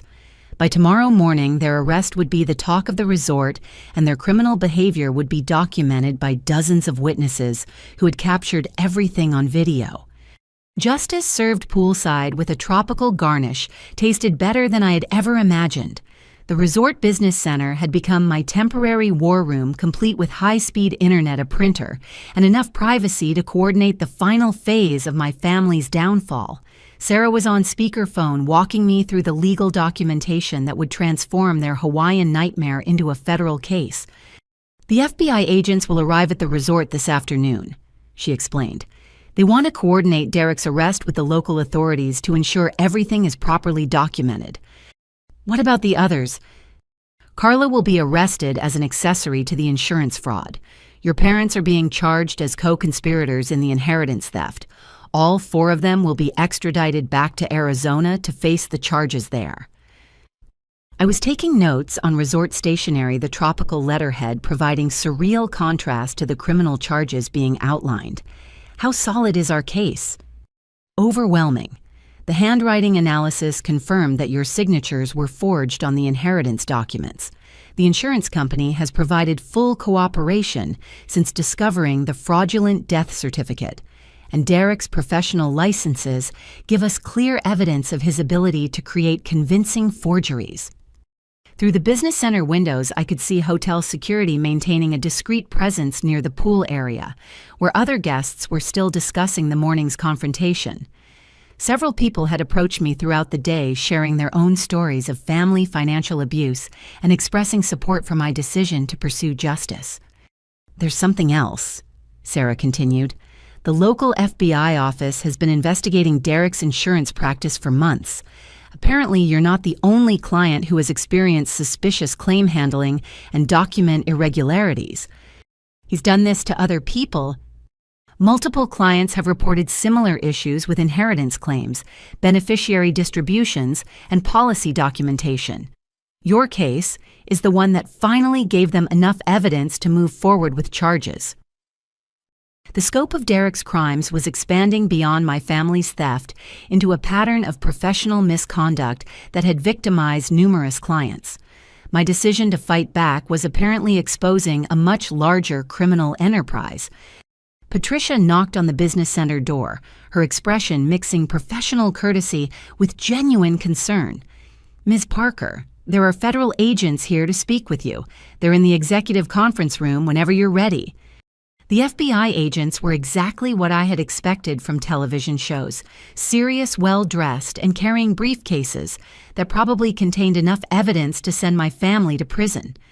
Agent Martinez was a woman in her 40s, with the kind of calm confidence that suggested extensive experience with white-collar crime. Agent Thompson was younger, with a laptop and multiple phones that kept buzzing with updates. "Ms. Parker." Agent Martinez began, "We appreciate your cooperation in this investigation. The evidence you've provided has been instrumental in building our case against your family members. What happens next? We'll arrest Derek this afternoon when he attempts to dispute the hotel charges with management. Carla will be arrested simultaneously to prevent her from destroying evidence or contacting accomplices. Your parents will be taken into custody tomorrow morning." Agent Thompson looked up from his laptop. "We've also executed search warrants for their homes and offices. Derek's insurance files contain evidence of fraud involving at least 12 other clients over the past 3 years. 12 other clients, inheritance disputes, beneficiary changes, policy modifications, suspicious death claims. Your brother-in-law has been very busy using his professional access to manipulate insurance paperwork for personal gain." The magnitude of Derek's crimes was staggering. My family's theft of my inheritance was just one example of a systematic pattern of insurance fraud that had been operating for years. "What about the money?" "Full restitution plus damages," Agent Martinez assured me. "The rental property will be transferred back to your name. The insurance money will be recovered with interest, and you'll receive compensation for the emotional distress and legal expenses." Through the conference room windows, I could see my family gathering near the hotel check-in desk, apparently attempting to resolve their payment issues with increasingly desperate explanations. Derek was gesturing emphatically, while Carla held her phone to her ear, probably trying to contact lawyers or bank representatives who couldn't help them. "They still don't understand what's happening," I observed. "That's common in white-collar crime cases," Agent Thompson explained. "Criminals often believe they can talk their way out of consequences until the handcuffs actually appear." Agent Martinez opened her briefcase and pulled out a thick stack of documents. "These are the formal charges being filed against each family member. We'll need you to review and sign the victim impact statements." Reading through the charges was like reviewing a catalog of betrayal conspiracy to commit inheritance fraud, insurance fraud, forgery, grand theft, elder abuse, and racketeering. Each charge carried potential sentences ranging from several years to several decades in federal prison. Elder abuse. Your grandmother's estate was manipulated while she was still alive but mentally compromised, Agent Martinez explained. Derek convinced her to change beneficiary designations and property transfers during the final months of her life, when she was receiving hospice care. Even in death, grandmother had been victimized by their greed. They had manipulated a dying woman to steal from her grandchildren, showing a level of callousness that exceeded anything I had previously imagined. My phone buzzed with a text from Derek. "Helen, federal agents are asking the hotel about our stay. Whatever lies you've told them, we can clear this up if you just talk to us reasonably." Lies. He was still characterizing documented evidence of their crimes as lies, apparently believing that the right conversation could make federal investigations disappear. I showed the message to Agent Martinez, who smiled grimly. He'll be saying the same thing during his interrogation this afternoon, right up until we show him the forensic evidence of his signature forgeries. Can I watch the arrests? We'd prefer that you maintain distance for safety reasons, Agent Thompson said. But the arrests will be well documented, and you'll receive copies of all relevant footage. Through the windows, I could see hotel security approaching my family's location. The arrests were beginning transforming their luxury vacation into a very public legal nightmare that would follow them for years. My phone buzzed again this time with a call from Mom. I answered on speakerphone so the agents could hear the conversation. "Helen, sweetheart, there are police officers here asking about some kind of investigation. Can you please explain what's going on?" "I'm recovering the money you stole from me," I said calmly. "The inheritance money, the insurance money, and the rental property income that should have been mine." "We didn't steal anything," Mom said desperately. "Those were legal transfers that you agreed to." "Show them the paperwork with my actual signature," I suggested. "Show them the documents I supposedly signed voluntarily." Silence stretched across the connection, broken by the sound of voices in the background, giving what sounded like legal warnings about the right to remain silent. "Helen, please don't do this to your family," Mom whispered. "We love you." "People who love me don't steal my inheritance and exclude me from family vacations," I replied.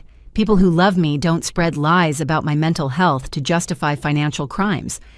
The call ended abruptly, probably because Mom was being handcuffed and read her rights by federal agents who had tracked down every dollar of my stolen inheritance. Agent Martinez closed her briefcase with the finality of someone whose job was nearly complete. "Ms. Parker, you should be very proud of your courage in pursuing this case. Family financial abuse often goes unreported because victims are too emotionally attached to hold their relatives accountable." "What about the other victims of Derek's insurance fraud?" "They'll be contacted as our investigation expands. Your decision to fight back has probably prevented dozens of other families from being victimized by the same criminal enterprise." As the agents prepared to leave for the arrests, I remained in the conference room watching my family's vacation transform into the first day of their criminal prosecution. The surprise I had promised them was delivering justice on a scale that exceeded everything I had originally planned. Tomorrow they would wake up in federal custody while I enjoyed my final day in the paradise they had purchased with my stolen money. The reversal was complete, and the lesson was clear. Families who steal from their own members eventually discover that love and blood relationships provide no protection against the consequences of criminal behavior. Justice had arrived in paradise, and it was more beautiful than any sunset I had ever seen. The federal holding facility in Honolulu was a stark concrete building that looked nothing like the tropical paradise surrounding it. I sat in a sterile conference room across from Agent Martinez, watching through one-way glass as Derek underwent his initial interrogation. The contrast between his confident demeanor from this morning and his current panicked state was remarkable. "He's still maintaining that all the documents are legitimate," Agent Martinez observed, checking her notes from the first 2 hours of questioning, even when confronted with forensic evidence of forgery. On the table between us lay dozens of documents that told the complete story of my family's criminal enterprise. Bank records, insurance files, property transfers, and communications that revealed the sophisticated planning behind their theft. "Show me the phone recordings," I said, steeling myself for what I knew would be painful evidence. Agent Thompson opened his laptop and played the first recording. It was a conversation between Carla and Derek from 6 months ago, captured by court-authorized wiretaps on Derek's business phone. "Helen is asking too many questions about grandmother's estate," Carla's voice said clearly through the speakers. She called the lawyer, asking about property distributions and inheritance timelines. "I'll handle it," Derek replied. "The death certificate paperwork is already filed with the insurance company. Even if she discovers the property transfer, she can't prove the signatures were forged without expensive forensic analysis. What if she gets suspicious enough to hire a lawyer? Then we accelerate the timeline. refinance the property to extract maximum equity before she can file any legal challenges.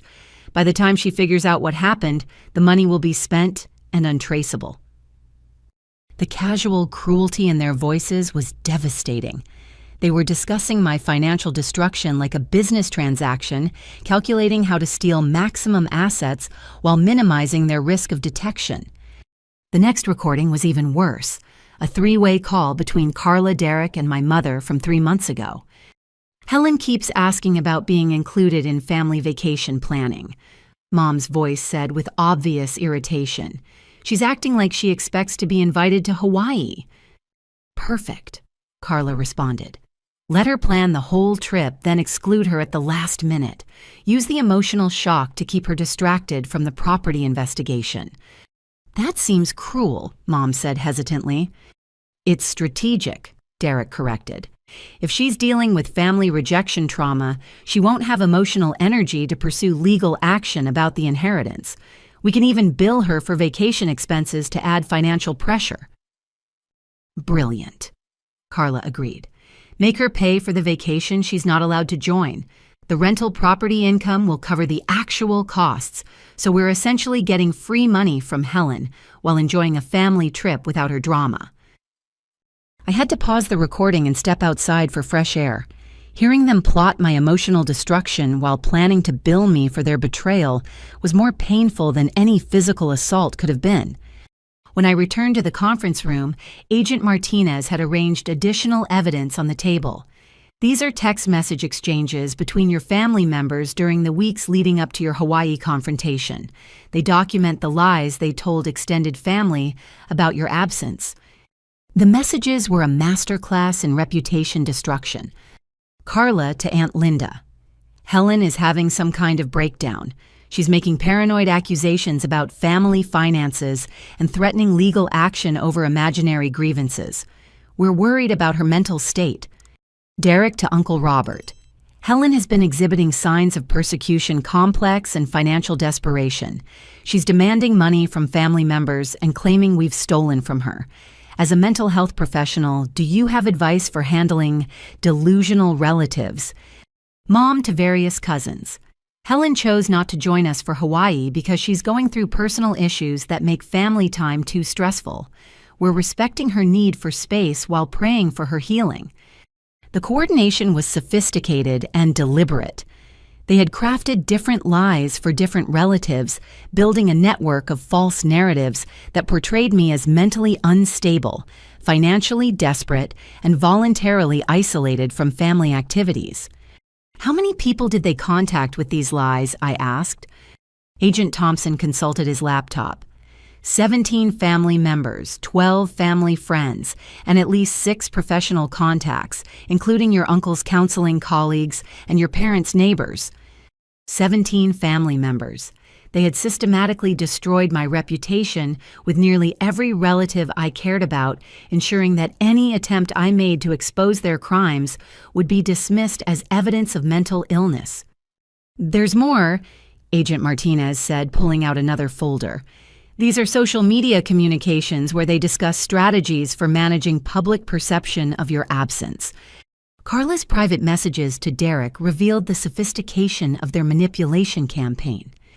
We need to be consistent about Helen's personal issues story.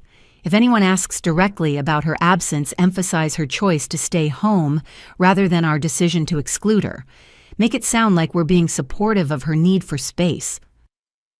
What about the payment requests? Frame them as family financial obligations that she's avoiding due to her emotional problems. If she refuses to pay it, proves she's being selfish and unstable. And if she shows up in Hawaii unexpectedly, document everything. Record her behavior, get witnesses, make it look like harassment and stalking. We'll have evidence of her unhinged behavior to justify everything we've said about her mental state. They had planned for my arrival in Hawaii, preparing to use my justified anger as evidence of psychological problems that would discredit any accusations I made about their financial crimes. The recording equipment had captured their phone conversation from yesterday morning after discovering their frozen bank accounts. Helen has definitely filed some kind of legal action, Derek said, his voice tight with panic. The FBI wouldn't freeze our accounts unless they had serious evidence. How serious? Carla asked. Criminal charges serious, the kind that could mean federal prison time. For inheritance paperwork, for insurance fraud, forgery, and theft. If they can prove I forged her signature or filed fraudulent death certificates, we're looking at decades in federal prison. What about the mental health narrative? Can we claim she's making delusional accusations? Not with forensic evidence. Handwriting analysis, document examination, financial records. They have proof, Carla. Real proof that we can't explain away with stories about her emotional problems. The fear in their voices was satisfying in a way that surprised me. For months they had felt secure in their manipulation and theft, confident that I was too emotional and trusting to fight back effectively. Agent Martinez played the final recording, a conversation between my parents from this morning. How did Helen figure out about the insurance money? Dad asked. She hired investigators, Mom replied. Professional people who knew what to look for. Can we return the money and avoid prosecution? It's too late for that. The FBI agent said they're treating this as organized crime because of Derek's professional involvement and the multiple fraud counts. Organized crime. Racketeering charges, Thomas. They're saying we operated a criminal enterprise to systematically steal from family members. We were just trying to consolidate family assets efficiently. We were stealing from our daughter and lying to cover it up. The insurance money alone is a federal felony with mandatory prison time. The conversation continued with increasing desperation as they realized the magnitude of their legal situation. Mom crying about losing her house to pay legal fees and restitution. Dad talking about the shame of being arrested in Hawaii in front of other tourists. Do you want to see the video footage from their arrests? Agent Thompson asked. I nodded, knowing I needed to witness the moment their crimes finally caught up with them. The first video showed Derek being handcuffed in the hotel lobby, while other guests recorded the scene with their phones. His protests about the arrests being a misunderstanding were clearly audible, along with his demands to speak with lawyers who could clear up this confusion. Carla's arrest was more dramatic. She had apparently barricaded herself in their hotel room and required additional officers to convince her to surrender. The footage showed her being led through the hotel hallway in handcuffs while screaming about false accusations and family betrayal.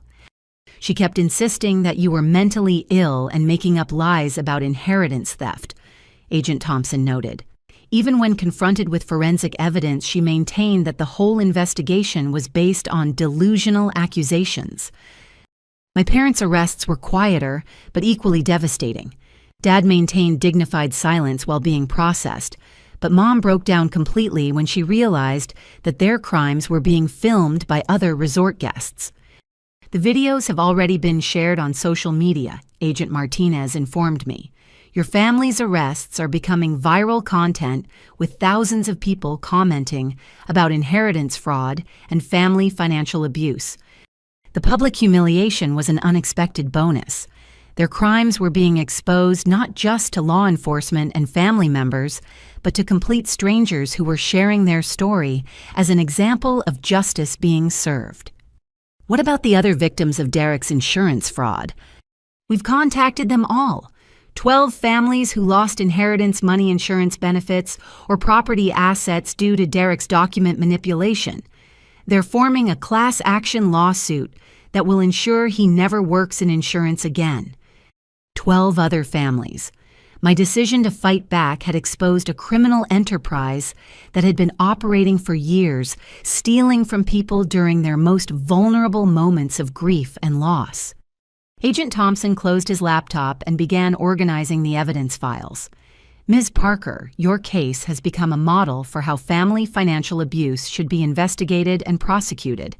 The FBI is using your documentation methods to train agents who handle similar cases. The conference room door opened and Agent Martinez's supervisor entered carrying additional paperwork that would finalize the legal proceedings. Ms. Parker, he said formally, on behalf of the Federal Bureau of Investigation, I want to thank you for your courage in exposing this criminal enterprise.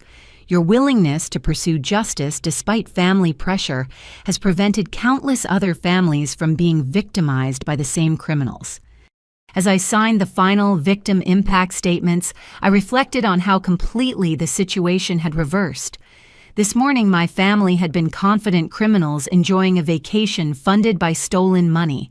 Tonight, they were federal prisoners facing decades in jail while their crimes became international news. The surprise I had promised them had exceeded even my expectations, delivering justice on a scale that would change their lives forever. Tomorrow would bring even more revelations as the FBI investigation expanded to encompass Derek's other victims and the full scope of their financial crimes. The Hotel Business Center had become my command post for monitoring the digital aftermath of my family's arrests. Videos of Derek being handcuffed in the resort lobby had gone viral on TikTok, Instagram, and Twitter, with millions of views and thousands of comments from people sharing their own stories of family financial abuse. Family Fraud Hawaii Arrest was trending on 3 different platforms, with news outlets picking up the story and legal experts offering commentary about inheritance crimes and insurance fraud. The hashtag Justice for Helen had appeared organically, with strangers rallying around my story as an example of fighting back against family manipulation. Sarah called me from Phoenix with updates that were almost too good to believe. Helen, the media attention is working in our favor beyond anything we could have planned. Derek's insurance company has fired him and is cooperating fully with federal investigators to avoid criminal liability for his actions. What about the other victims? They're coming forward in droves. The FBI has opened investigations into 17 additional cases of suspected insurance fraud, all connected to Derek's manipulation of beneficiary documents and inheritance claims. I scrolled through social media comments while Sarah talked, reading messages from people around the world who were inspired by my decision to pursue justice against family members. Many shared similar stories of inheritance theft, financial manipulation, and gaslighting by relatives who claimed to love them. One comment particularly stood out. My sister stole my father's life insurance money and told everyone I was too emotional to handle inheritance responsibilities. Seeing Helen fight back gives me hope that I can get justice too.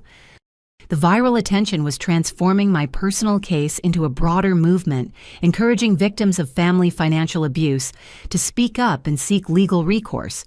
Criminal justice advocates were sharing resources for people dealing with similar situations, and lawyers specializing in inheritance fraud were reporting increased calls from potential clients. The best part, Sarah continued, is that your family's lies about your mental health are being completely demolished by public opinion. People can see the evidence for themselves and recognize who the real criminals are. She was right. The contrast between my composed, well-documented legal case and their desperate lies about my psychological state was stark enough that even casual observers could identify the manipulation tactics they had used. My phone buzzed with a call from Jessica, who had apparently been following the social media coverage from Colorado. "Helen, I am so proud of you for fighting back," she said immediately upon my answering. "I've been reading about the arrests online, and I'm horrified by what they did to you. How much do you know?" "Everything. The inheritance theft, the insurance fraud, the fake death certificate. It's all over the news now. Legal experts are calling it one of the most sophisticated family fraud cases they've seen." Jessica's voice carried a mixture of admiration and anger that felt validating after months of questioning my own perceptions of events. "There's something else," she continued. "I've been calling other family members to make sure they know the truth. Aunt Linda is devastated that she believed their lies about your mental health. Uncle Robert wants to formally apologize for not recognizing the signs of their manipulation. The family support network that my parents and Carla had poisoned with lies was beginning to rebuild itself around the truth. Relatives who had been convinced I was unstable were now realizing they had been manipulated into enabling financial crimes against me. What about Aunt Linda?" "She's furious. She said she loaned Carla $5,000 last year because Carla claimed you were demanding unreasonable financial support from family members.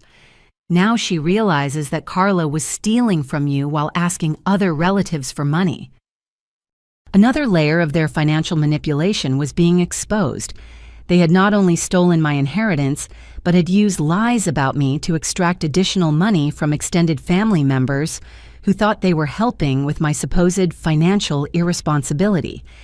My laptop chimed with a notification that TMZ had posted an article about the Hawaii arrests.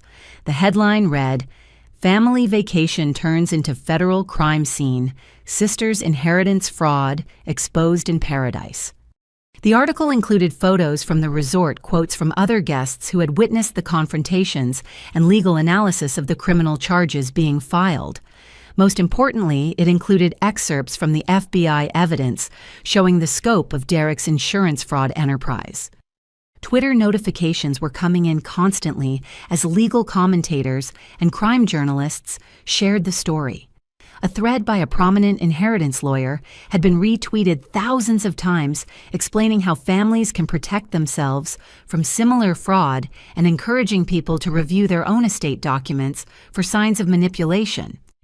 This case is becoming a teaching moment for the entire legal community, Sarah observed during our afternoon check-in call. Law schools are already asking for permission to use your documentation methods in courses about family financial crimes. The educational value of my case was something I hadn't anticipated. By fighting back so thoroughly and documenting everything so carefully, I had created a blueprint that other victims could follow when pursuing justice against family members who had stolen from them. But the most satisfying aspect of the social media coverage was watching my family's carefully constructed lies collapse under public scrutiny. Their narrative about my mental health problems and unreasonable demands looked increasingly ridiculous as evidence of their crimes became public knowledge. A prominent psychiatrist had posted a Twitter thread analyzing the psychological tactics used in family financial abuse cases, specifically referencing my situation. Gaslighting victims by claiming they have mental health issues is a common strategy for covering up financial crimes. The perpetrators project their own guilt by claiming the victim is delusional or paranoid. The thread had been shared by thousands of mental health professionals, creating a public discourse about how psychological manipulation is used to enable financial abuse within families. Instagram stories from other resort guests were providing additional documentation of the arrests and my family's behavior during their final days in Hawaii. Videos showed them arguing with hotel staff about payment issues, making frantic phone calls to lawyers and banks, and ultimately being led away in handcuffs while other tourists recorded everything. One particularly viral video showed Carla screaming at federal agents about false accusations while being loaded into a police vehicle. The audio was clear enough to hear her claiming that I was mentally ill and making up lies about inheritance money, even as evidence of her crimes was being read to her during the arrest. The disconnect between her claims and the documented evidence was so obvious that internet commenters were using the video as an example of how criminals rationalize their behavior even when caught red-handed. My phone rang with a call from a producer at a major television news magazine show. They wanted to interview me about family financial abuse and my decision to pursue federal charges against my immediate family. "We think your story could help other victims recognize similar patterns in their own families," the producer explained. The sophisticated nature of the manipulation and the legal resolution could provide valuable guidance for people dealing with inheritance theft.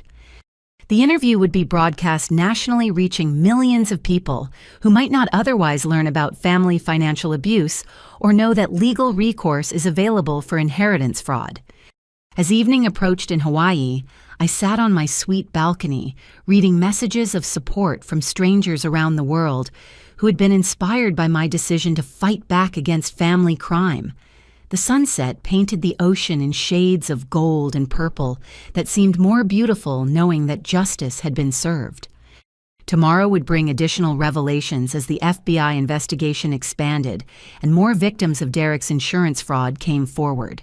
But tonight, I was content knowing that their years of lies and manipulation had been exposed to the world and that other families would be protected from similar crimes because of the attention my case had generated. The surprise I had promised them had become a global conversation about justice, family loyalty, and the courage required to hold loved ones accountable for criminal behavior. The resort owner's private office overlooked the entire property, from the infinity pools where my family had been arrested to the private beaches where federal agents had conducted their investigation. Marcus Yamamoto was a distinguished man in his 70s with the kind of gentle wisdom that comes from decades of hospitality experience and genuine care for his guests. "Your grandmother was a remarkable woman," he said, settling into a leather chair beside floor-to-ceiling windows that showcased the Pacific Ocean. "She brought you here several times when you were a little girl. You probably don't remember those visits." I stared at him in confusion. "I've never been to Hawaii before this week." "Oh, but you have..." Marcus smiled, pulling out a photo album from his desk drawer. "Your grandmother was one of our most valued guests for nearly 20 years. She always said this resort was her sanctuary, the place where she felt most at peace." He opened the album to reveal photos that took my breath away. There was grandmother, at least 15 years younger, standing beside a swimming pool with a little girl who looked exactly like me at age 7 or 8. More photos showed us building sandcastles, sharing ice cream, and watching sunset from the same balcony where I was currently staying. "The presidential suite was her favorite accommodation," Marcus continued. "She always said it would be yours someday when you were old enough to appreciate the beauty and serenity of this place." The memories came flooding back in fragments that had been buried by time and grief. Summer trips that I had been told were visits to distant relatives, airplane flights that seemed magical and exotic, a beautiful woman with silver hair who taught me to snorkel and told me stories about ocean spirits and family traditions. "She made specific arrangements for your future visits," Marcus said, pulling out a legal document from his desk. "This resort was her second home, and she wanted to ensure you would always have a place here." The document was dated 3 months before grandmother's death. It established a trust fund specifically for my use at the resort, prepaid accommodations and activities that would last for decades. The presidential suite spa treatments, dining credits, and access to private areas of the property, all arranged to ensure I could continue the family tradition of finding peace in this Hawaiian paradise. The trust fund was valued at $250,000, Marcus explained. "Your grandmother worked with our legal team to create an arrangement that would be completely separate from her estate, protected from any family disputes or inheritance complications." $250,000, another $250,000 that my family had somehow hidden from me, probably by intercepting legal communications and forging documents to redirect the trust benefits. "Did anyone else in my family know about this arrangement?" "Your sister and brother-in-law visited last year shortly after your grandmother's death. They claimed to represent your interests and attempted to liquidate the trust fund for cash distribution." My stomach clenched. Were they successful? Fortunately, no. The trust documents were very specific about requiring your personal appearance and signature for any changes. When they couldn't provide adequate identification and authorization, our legal team declined their requests. Marcus opened another folder containing correspondence between the resort and my family. Letters from Carla claiming I had assigned power of attorney to her for all trust matters. Emails from Derek demanding immediate cash liquidation of the resort credits. Legal threats about unreasonable trust restrictions that prevented family members from accessing assets on my behalf. "They were very persistent," Marcus noted diplomatically, "and increasingly aggressive when we maintained that only you could make decisions about your grandmother's gift." "What did they tell you about me?" "That you were having emotional difficulties and couldn't handle the stress of travel or trust management. They suggested that liquidating the fund would be in your best interest, providing cash for therapy and medical treatment." Even in death, grandmother had protected me from their manipulation by creating legal structures they couldn't circumvent. The resort trust was designed specifically to prevent other family members from stealing or redirecting benefits that were meant exclusively for me. "There's something else," Marcus said, his expression growing more serious. "Your sister and brother-in-law made some troubling statements during their visit. They seemed to believe that your grandmother's gifts to you were excessive and unfair to other family members." He pulled out a folder marked Guest Relations Incident Report and handed me several typed pages documenting their behavior during that visit. According to the report, Carla had become increasingly agitated and verbally abusive when told that the trust fund couldn't be liquidated without my presence. She had accused resort staff of enabling Helen's selfish hoarding of family assets and claimed that I was manipulating a senile old woman to steal money from deserving relatives. Derek had threatened legal action against the resort for discriminatory trust administration and demanded to speak with ownership about correcting the inappropriate distribution of estate assets. The incident had become serious enough that resort security was called to escort them from the property after Carla began shouting accusations about my mental health and demanding that staff contact me directly to expose Helen's lies about wanting to honor grandmother's memory. "We actually did try to contact you," Marcus admitted, "multiple times over the past year, but the contact information your family provided led to disconnected numbers and returned mail." "They gave you fake contact information." "It appears so. Phone numbers that went to voicemail boxes claiming to be your number, but the voice was clearly your sister's. A mailing address that turned out to be a post office box registered under Derek's business name. They had intercepted my grandmother's final gift, preventing me from even learning about the resort trust, while attempting to steal those assets just as they had stolen everything else from her estate." Marcus reached for his phone and dialed an internal extension. "Patricia, could you please bring the Grandmother Parker memorial items from the vault?" Within minutes, Patricia appeared carrying a wooden box inlaid with Hawaiian designs that looked like a family heirloom.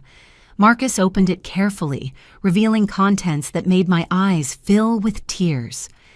Letters addressed to me in grandmother's handwriting, sealed and dated for specific birthdays and milestones.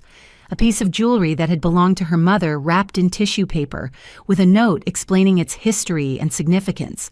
Photos of our Hawaiian visits together, along with her written memories of the adventures we had shared. "She wanted you to have these when you returned to the resort," Marcus explained. "She was very specific that they should only be given to you personally, never to family members claiming to represent your interests." The top letter was marked, "For Helen's next visit to paradise," in grandmother's careful script. Inside, her words revealed the depth of her love and concern for my future. "My dearest Helen, if you're reading this, then you've returned to our special place and discovered the arrangements I've made for your comfort and happiness. I chose this resort as your sanctuary because I knew there would come a time when you needed a refuge from family complications and life's difficulties. I've seen how your sister and parents sometimes overlook your needs and contributions. I've watched them take your generosity for granted and exclude you from decisions that affect your future. That's why I created this trust fund separately from my estate, where it can't be touched or redirected by anyone who doesn't have your best interests at heart. This place was where I found peace during my own family troubles, and I want it to be your retreat whenever the world becomes too heavy to bear alone. The money I've set aside will ensure that you can always return here, always have a beautiful place to think clearly and remember how much you are loved. I suspect that other family members may try to convince you that these arrangements are excessive or unfair. Don't listen to them. You deserve beauty and peace and sanctuary, and I have the right to provide those gifts to the granddaughter who brought me such joy during our adventures together. Love always, grandmother. The letter was dated 1 week before her death, written by a woman who understood exactly what kind of family dynamics I would face after her passing. She had anticipated their attempts to steal from me and had taken legal steps to protect at least some portion of her love from their greed. Marcus closed the memorial box and handed me an additional document. This is your current trust statement. The account has continued earning interest and dividends over the past year, bringing the total value to approximately $280,000. All for resort expenses. Accommodations, dining activities, spa services, and anything else that enhances your experience here. Your grandmother wanted to ensure that financial concerns would never prevent you from enjoying this place she loved so much. As if the day couldn't become more emotionally overwhelming, Patricia returned with another item, a folder containing booking confirmations for a vacation package that had been purchased but never used. Your grandmother booked this for your family 1 year ago, Marcus explained. A week-long stay for 5 people with premium accommodations and all activities included. She wanted to surprise everyone with a final family vacation that would create lasting memories. The booking confirmations were dated 6 months before grandmother's death, prepaid in full with detailed notes about everyone's preferences and special requests. She had planned a reunion vacation for her entire family, using her own money to bring everyone together in the paradise she loved.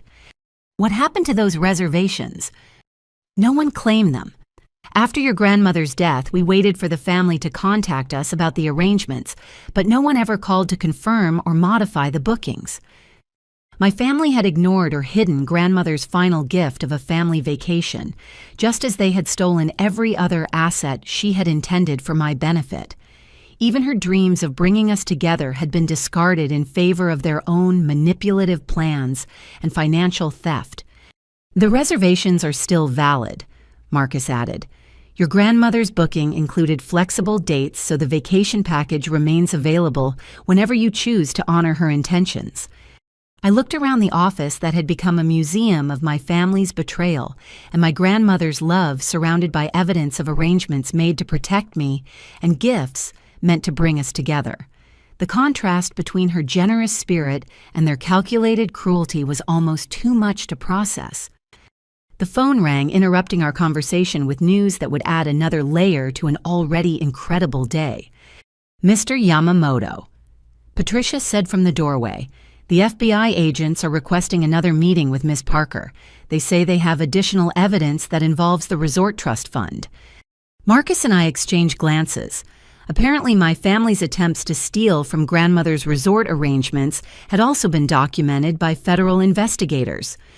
The surprise I had promised them was continuing to expand, revealing additional crimes and victims with each new piece of evidence that surfaced. The FBI conference room felt different this time, charged with the electricity of a major case reaching its climax. Agent Martinez had been joined by 3 additional federal agents, a prosecutor from the district attorney's office, and a specialist from the Financial Crimes Enforcement Network, who had flown in from Washington specifically to discuss my family's case. Ms. Parker. The prosecutor began, "Your case has become significantly more complex than a simple inheritance dispute. We're now investigating your family for operating a criminal enterprise that spans multiple jurisdictions and involves numerous victims." Agent Martinez spread out financial documents that looked like a forensic accountant's nightmare. Bank statements, wire transfer records, property deeds, and insurance policies connected by red lines that showed the flow of stolen money through various accounts and investments. The Resort Trust Fund was just the beginning, she explained. Derek has been using his insurance industry access to identify wealthy families dealing with death and estate planning, then manipulating their documentation to redirect assets to himself and your sister. The scope of their crimes was staggering. What I had experienced was not an isolated family dispute, but part of a systematic criminal enterprise that had been targeting grieving families for years. How many victims are we talking about? 43 families across 6 states. The financial crimes specialist answered. Total losses estimated at over $2.3 million in redirected inheritances, stolen insurance benefits, and fraudulent estate modifications. $2.3 million. Derek had been operating a criminal empire that made my family's theft look small by comparison, though my case had provided the evidence needed to expose the entire operation. Your decision to fight back triggered an investigation that has already recovered assets for dozens of other families. The prosecutor continued. Several victims have contacted us to express gratitude for your courage in pursuing legal action. Agent Thompson opened his laptop and showed me emails from other victims whose inheritances had been stolen by Derek's document manipulation schemes. Stories similar to mine grieving family members who discovered that inheritance assets had been redirected through forged signatures and fraudulent beneficiary changes. The pattern is identical across all cases, Agent Martinez noted. Derek identifies families dealing with death and estate distribution, uses his professional access to manipulate documentation, then covers the theft by claiming the victims are emotionally unstable or financially irresponsible. What about Carla and my parents? Co-conspirators in the larger enterprise. Carla served as the primary recipient for redirected assets, while your parents provided legitimacy and family connections that made the fraud more believable. The prosecutor pulled out a thick legal document that looked like a novel. These are the formal charges being filed against all 4 family members: racketeering conspiracy to commit fraud, elder abuse insurance fraud forgery, and organized crime enterprise. Reading through the charges was like reviewing a catalog of every possible financial crime. Each count carried potential sentences ranging from 5 to 25 years in federal prison, with mandatory minimum sentencing that meant my family would be incarcerated for decades regardless of plea bargaining. The elder abuse charges are particularly serious, the prosecutor explained. They targeted elderly individuals during periods of grief and medical vulnerability, using emotional manipulation to gain access to estate documents and financial accounts. Agent Martinez showed me photos from other crime scenes: luxury cars purchased with stolen inheritance money, expensive homes financed through redirected insurance benefits, and vacation properties bought with assets taken from grieving families. Your Hawaii confrontation was broadcast live on social media, just as we were preparing to raid their other properties, she noted. The timing was perfect for our evidence collection. What other properties? 3 rental properties purchased with stolen money, 2 luxury vehicles financed through fraudulent insurance claims, and investment accounts containing redirected assets from multiple victims. The financial crimes specialist opened a briefcase containing additional evidence that showed the sophisticated nature of their criminal enterprise.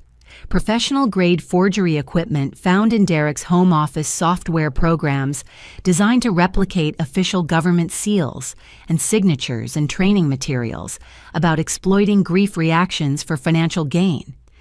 Derek had been studying psychological techniques for manipulating bereaved family members, she explained. Books about emotional vulnerability, courses about insurance fraud, detection avoidance, and step-by-step guides for creating convincing forged documents. The calculation behind their crimes was more disturbing than the financial theft itself. They had deliberately educated themselves about exploiting human grief and trauma for profit, turning other people's worst moments into opportunities for personal enrichment. My phone buzzed with a call from Sarah, who was apparently coordinating with federal agents from her Phoenix office. "Helen," she said when I answered on speakerphone, "the asset seizure is more extensive than we originally planned. The FBI is confiscating everything your family purchased with stolen money over the past 3 years." "Everything?" "Carla's house, Derek's business, your parents' retirement accounts, luxury items, vehicles, and investment properties.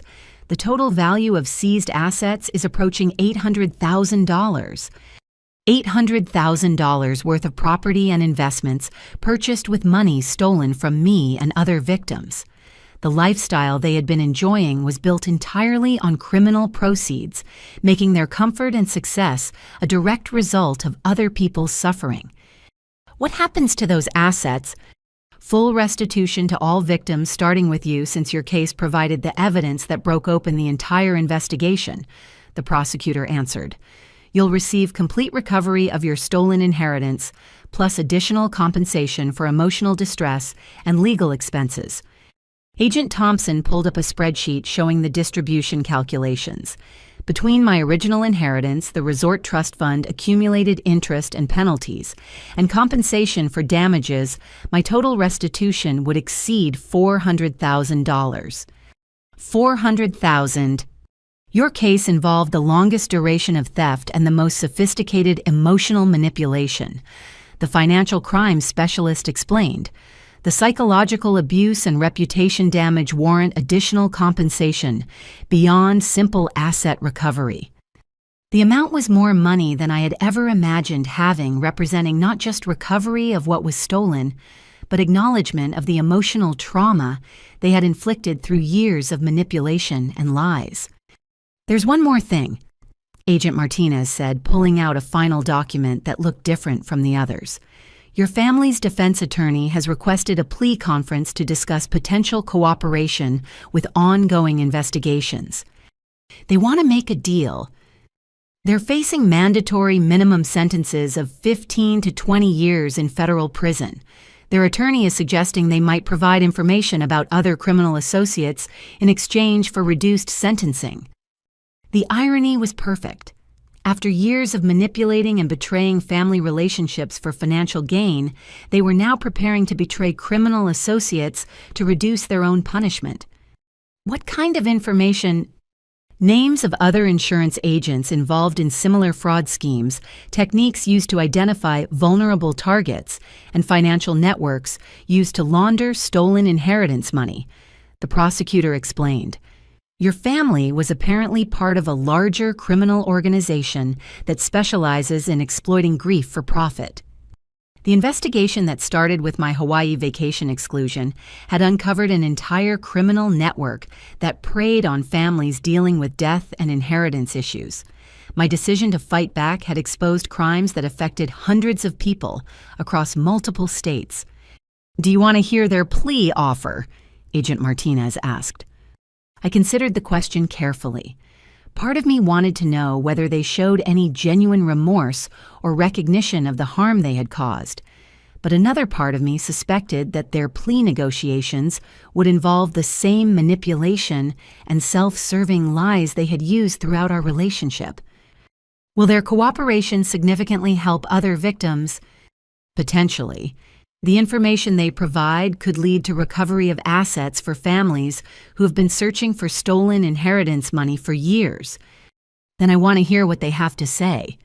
The prosecutor made a phone call to arrange the plea conference, which would allow me to hear directly from my family about their crimes and their willingness to help investigators recover assets for other victims. Tomorrow would bring the final confrontation, this time in a federal courthouse rather than a Hawaiian resort. The surprise I had promised them was reaching its culmination with justice being delivered on a scale that would change dozens of lives and expose a criminal enterprise that had been operating in shadows for years.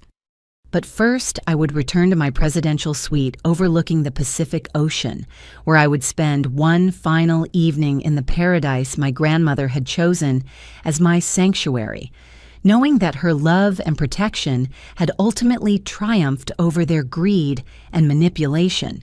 The federal courthouse in Honolulu was a modern building that commanded respect with its clean lines and American flags fluttering in the tropical breeze. I sat in a conference room designed for high-stakes legal negotiations surrounded by federal agents, prosecutors, and victim advocates who had assembled to hear my family's plea allocution and cooperation offer. Through the conference room windows, I could see news vans from major television networks parked outside. My case had become a national story about family financial abuse, inspiring legislation and legal reforms to protect inheritance rights and prevent elder abuse in estate planning. Before we bring in the defendants, the prosecutor explained, I want you to understand that they may attempt emotional manipulation during their statements. Criminals often use family relationships and expressions of love to minimize accountability for their crimes. Agent Martinez nodded in agreement. We've seen this pattern in dozens of white-collar family crime cases.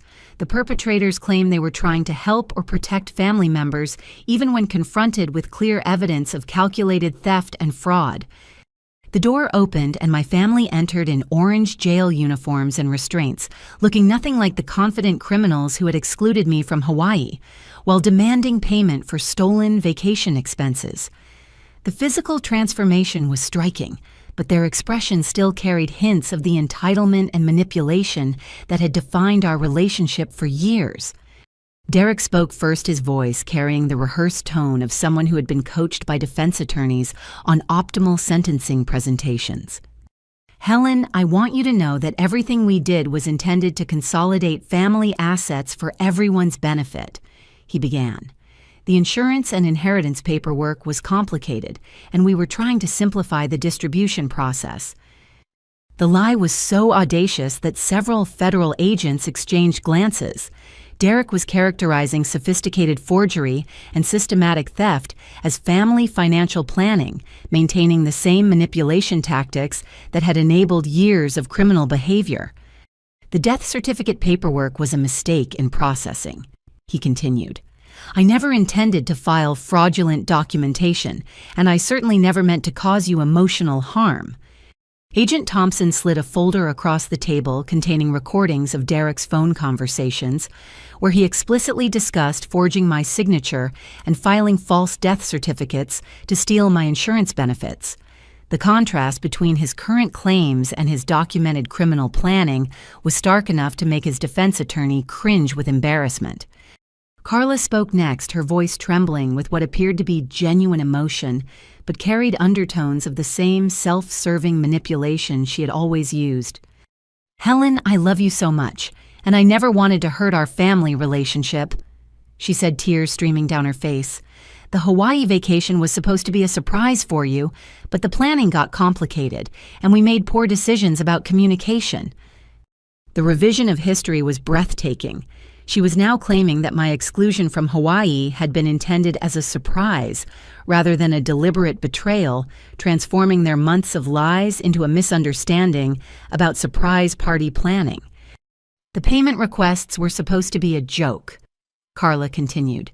"We thought you would find it funny that we were asking you to contribute to a vacation you were going to be surprised with." The prosecutor showed her printouts of her social media posts, celebrating my exclusion text messages, coordinating lies about my mental health, and recorded phone conversations where she discussed billing me for vacation expenses to add financial pressure during emotional trauma. The evidence demolished her claims about surprise planning and joke payment requests.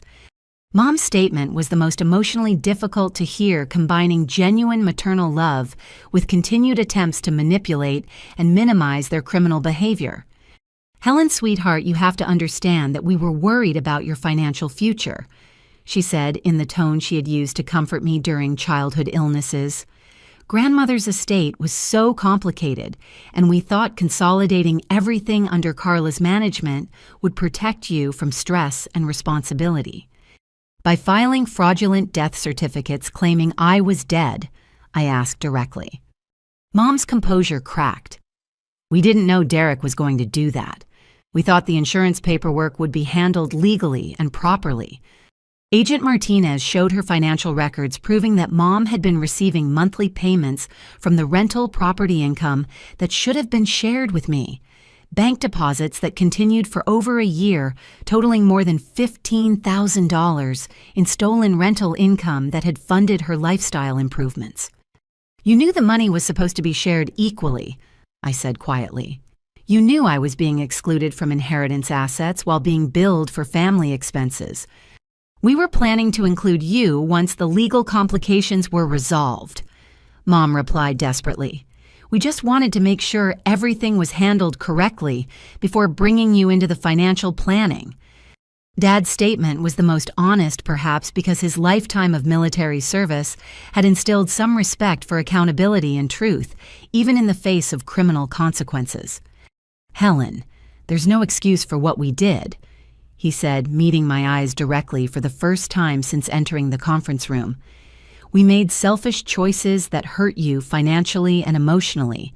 We betrayed your trust and violated our responsibilities as family members." His admission was more meaningful than the others' continued manipulation, suggesting some genuine recognition of the harm they had caused and the relationship damage that could never be fully repaired. "I know we can't undo the financial theft or the emotional abuse," Dad continued, "but we can provide information that helps other families recover stolen assets and prevents other criminals from using similar schemes." The prosecutor leaned forward with interest. "Tell us about the criminal network you were part of."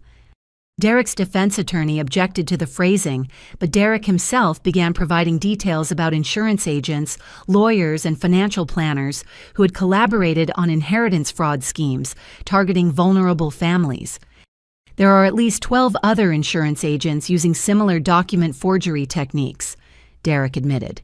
"We shared information about targeting strategies, legal loopholes, and methods for avoiding detection." The confession revealed a criminal conspiracy that extended far beyond my family's individual crimes. Professional networks that educated members about exploiting grief and manipulating legal documents for profit, operating across multiple states with sophisticated coordination and communication. "What about the psychological manipulation techniques?" Agent Martinez asked. Carla's defense attorney advised her not to answer, but she ignored the legal advice in favor of attempting to justify their behavior. "We researched methods for managing family conflict during estate planning," she said carefully. "There are books and courses about helping family members accept difficult financial decisions. By claiming they have mental health problems and spreading lies to extended family," I asked. "By understanding emotional reactions and providing appropriate support during grief processing," she replied, maintaining the manipulation even while confessing to crimes. The session continued for 3 hours with my family, providing information about dozens of other victims' criminal associates and financial schemes that had operated for years without detection. Their cooperation would help investigators recover millions of dollars in stolen assets and prevent future crimes against vulnerable families. But their statements also revealed the depth of calculation behind their betrayal, showing how deliberately they had planned my financial destruction while maintaining the illusion of family love and support. As the plea conference concluded, the prosecutor announced the final sentencing recommendations: 15 years in federal prison, for Derek 12 years, for Carla 8 years for Dad, and 6 years for Mom, with mandatory restitution to all victims and permanent prohibition from working in financial services industries. The sentences reflect the sophisticated nature of the crimes and the number of victims affected, the prosecutor explained, but they also acknowledge the defendant's cooperation in exposing a larger criminal enterprise. My family would spend the next decade or more in federal prison, their comfortable lifestyle replaced by the consequences of their choices to prey on grief and manipulate family relationships for profit. As they were led away in restraints, I felt a complex mixture of satisfaction and sadness. Justice had been served, but the relationship betrayal would affect me for years, regardless of legal outcomes. The surprise I had promised them had delivered consequences beyond anything they had imagined when they excluded me from Hawaii while demanding payment for stolen vacation expenses. Tomorrow would begin a new chapter where I could rebuild my life with recovered assets and the knowledge that their criminal enterprise had been stopped before it could victimize additional families. But tonight, I would return to my grandmother's sanctuary resort, where her love and protection had provided the foundation for my fight against their betrayal. 6 months later, I stood on the balcony of my new home in Sedona, Arizona, watching the sunrise paint red rock formations in shades of gold and crimson that reminded me why I had chosen this peaceful place to rebuild my life. The house was modest but beautiful, purchased with restitution money that represented more than financial recovery. It symbolized justice, healing, and the triumph of truth over manipulation. The federal case had concluded with full convictions for all family members. Derek received 18 years in federal prison after additional insurance fraud charges were filed, based on evidence from other victims. Carla was sentenced to 14 years after pleading guilty to racketeering and elder abuse. Dad received 10 years while Mom got 7 years with the possibility of early release for continued cooperation with ongoing investigations. Their criminal enterprise had been completely dismantled with recovered assets totaling over $4.2 million, returned to 47 families across 8 states. The FBI had credited my decision to fight back as the catalyst that exposed the entire operation and prevented countless future crimes. But the most meaningful outcome wasn't the financial recovery or criminal convictions. It was the relationships I had rebuilt with extended family members who now understood the truth about years of manipulation and lies. Cousin Jessica had moved to Arizona and become one of my closest friends, sharing weekend adventures and family traditions that honored our grandmother's memory. Uncle Robert had formally apologized for believing lies about my mental health and now referred other families dealing with inheritance fraud to the legal resources we had used. Aunt Linda had recovered her $5,000 loan to Carla and donated it to a foundation I had established to help families pursue legal action against inheritance fraud. The foundation provided investigative services and legal support for victims who couldn't afford private attorneys or professional forensic analysis. The Hawaii resort had become my annual retreat, where I honored grandmother's memory by enjoying the sanctuary she had created and sharing its beauty with friends who appreciated both its natural splendor and its significance in my journey toward justice. Marcus Yamamoto had become a surrogate grandfather figure, sharing stories about grandmother's visits and her concerns about family dynamics that had proven remarkably prescient. The trust fund she had established continued generating resources for peaceful vacations and spiritual renewal. My marketing consultancy had grown into a successful business specializing in crisis communication and reputation recovery for families dealing with financial crimes. The skills I had developed during my own case translated into valuable services for other victims seeking to rebuild their lives after betrayal by relatives.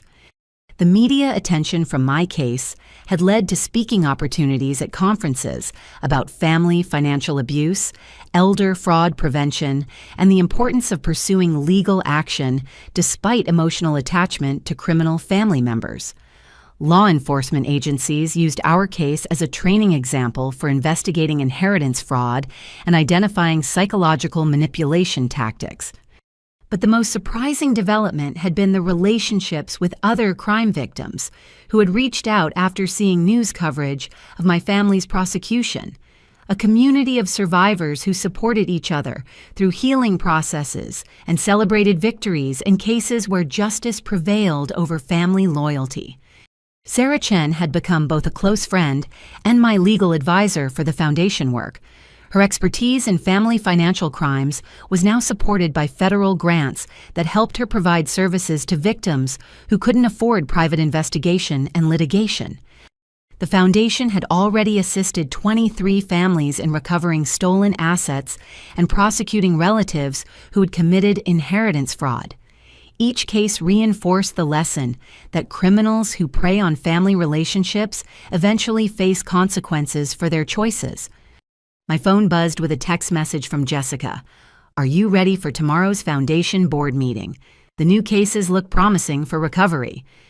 Tomorrow we would review applications from families seeking assistance with inheritance fraud investigations, many inspired by news coverage of my case to pursue legal action they had previously considered impossible or inappropriate. The board included Agent Martinez, who had retired from the FBI to work full-time on family financial crime prevention, a federal prosecutor who specialized in elder abuse cases, and several other crime victims who had successfully recovered assets from relatives who had stolen from them. But the most important board member was a woman named Margaret Chen, whose case had been solved using evidence techniques developed during my family's investigation. Her nephew had stolen over $600,000 from her late husband's estate using document forgery methods similar to Derek's schemes. The foundation gave me hope that justice was possible. Margaret had told our first board meeting, Before reading Helen's story, I thought family loyalty meant accepting financial abuse and staying silent about criminal behavior. Her words captured the central lesson of my experience. True family loyalty doesn't require protecting relatives from consequences of their crimes or enabling continued victimization of other family members. The evening news was broadcasting an update about another inheritance fraud case that had been solved using investigative methods pioneered during my family's prosecution. A family in Ohio had recovered over $300,000, stolen by relatives who had manipulated estate documents while claiming to protect a deceased parent's legacy. This case represents the 15th major inheritance fraud prosecution, inspired by the Parker family investigation. The reporter noted, legal experts credit Helen Parker's decision to pursue federal charges as a turning point in how law enforcement approaches family financial crimes. The ripple effects continued expanding as other victims found courage to speak up and seek legal recourse for betrayal by relatives who had violated trust for profit. Each new case reinforced the message that family relationships don't excuse criminal behavior or eliminate accountability for financial abuse. As sunset approached over the red rocks of Sedona, I reflected on the journey from that devastating morning when I was excluded from Hawaii to this evening when I was surrounded by chosen family who honored truth and supported justice. The life lesson had emerged slowly but clearly through months of legal battles and emotional healing. Families who truly love you don't steal your inheritance and exclude you from vacations while demanding payment for their betrayal. People who genuinely care about your well-being don't spread lies about your mental health to justify financial crimes.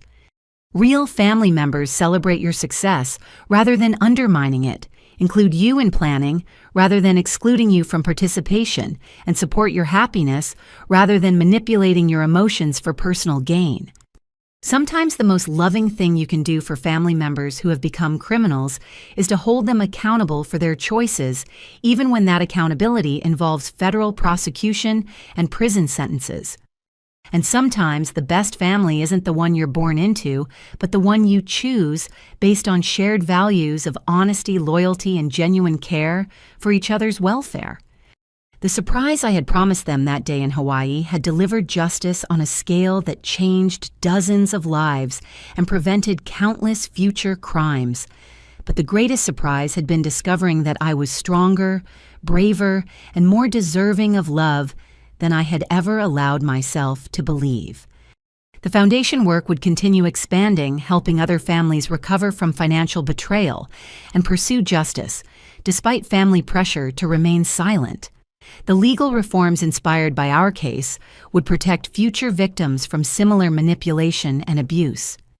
But tonight I was simply grateful to be surrounded by people who celebrated truth rather than enabling lies, who supported justice rather than protecting criminals, and who understood that holding family members accountable for criminal behavior is an act of love rather than betrayal. Have you ever experienced financial manipulation by family members who claim to love you while stealing your assets? Have you discovered that relatives were spreading lies about your mental health to justify their criminal behavior? Share your stories in the comments below, and remember that seeking justice isn't betraying family. It's protecting yourself and other potential victims from people who have chosen crime over love. If you found strength in this story, please like and subscribe for more content about overcoming family betrayal and finding healing after financial abuse. Share this video with others who might need encouragement to pursue legal action against relatives who have stolen from them. Thank you for joining me on this journey toward justice and healing. Remember that you deserve honest relationships, financial security, and family members who celebrate your success rather than undermining it for their own benefit. Sometimes fighting back against the people who hurt us is the most loving thing we can do for ourselves and for other potential victims who need protection from the same criminals. Stay strong, seek truth, and never let anyone convince you that family loyalty requires accepting abuse or protecting people from the consequences of their choices to harm you.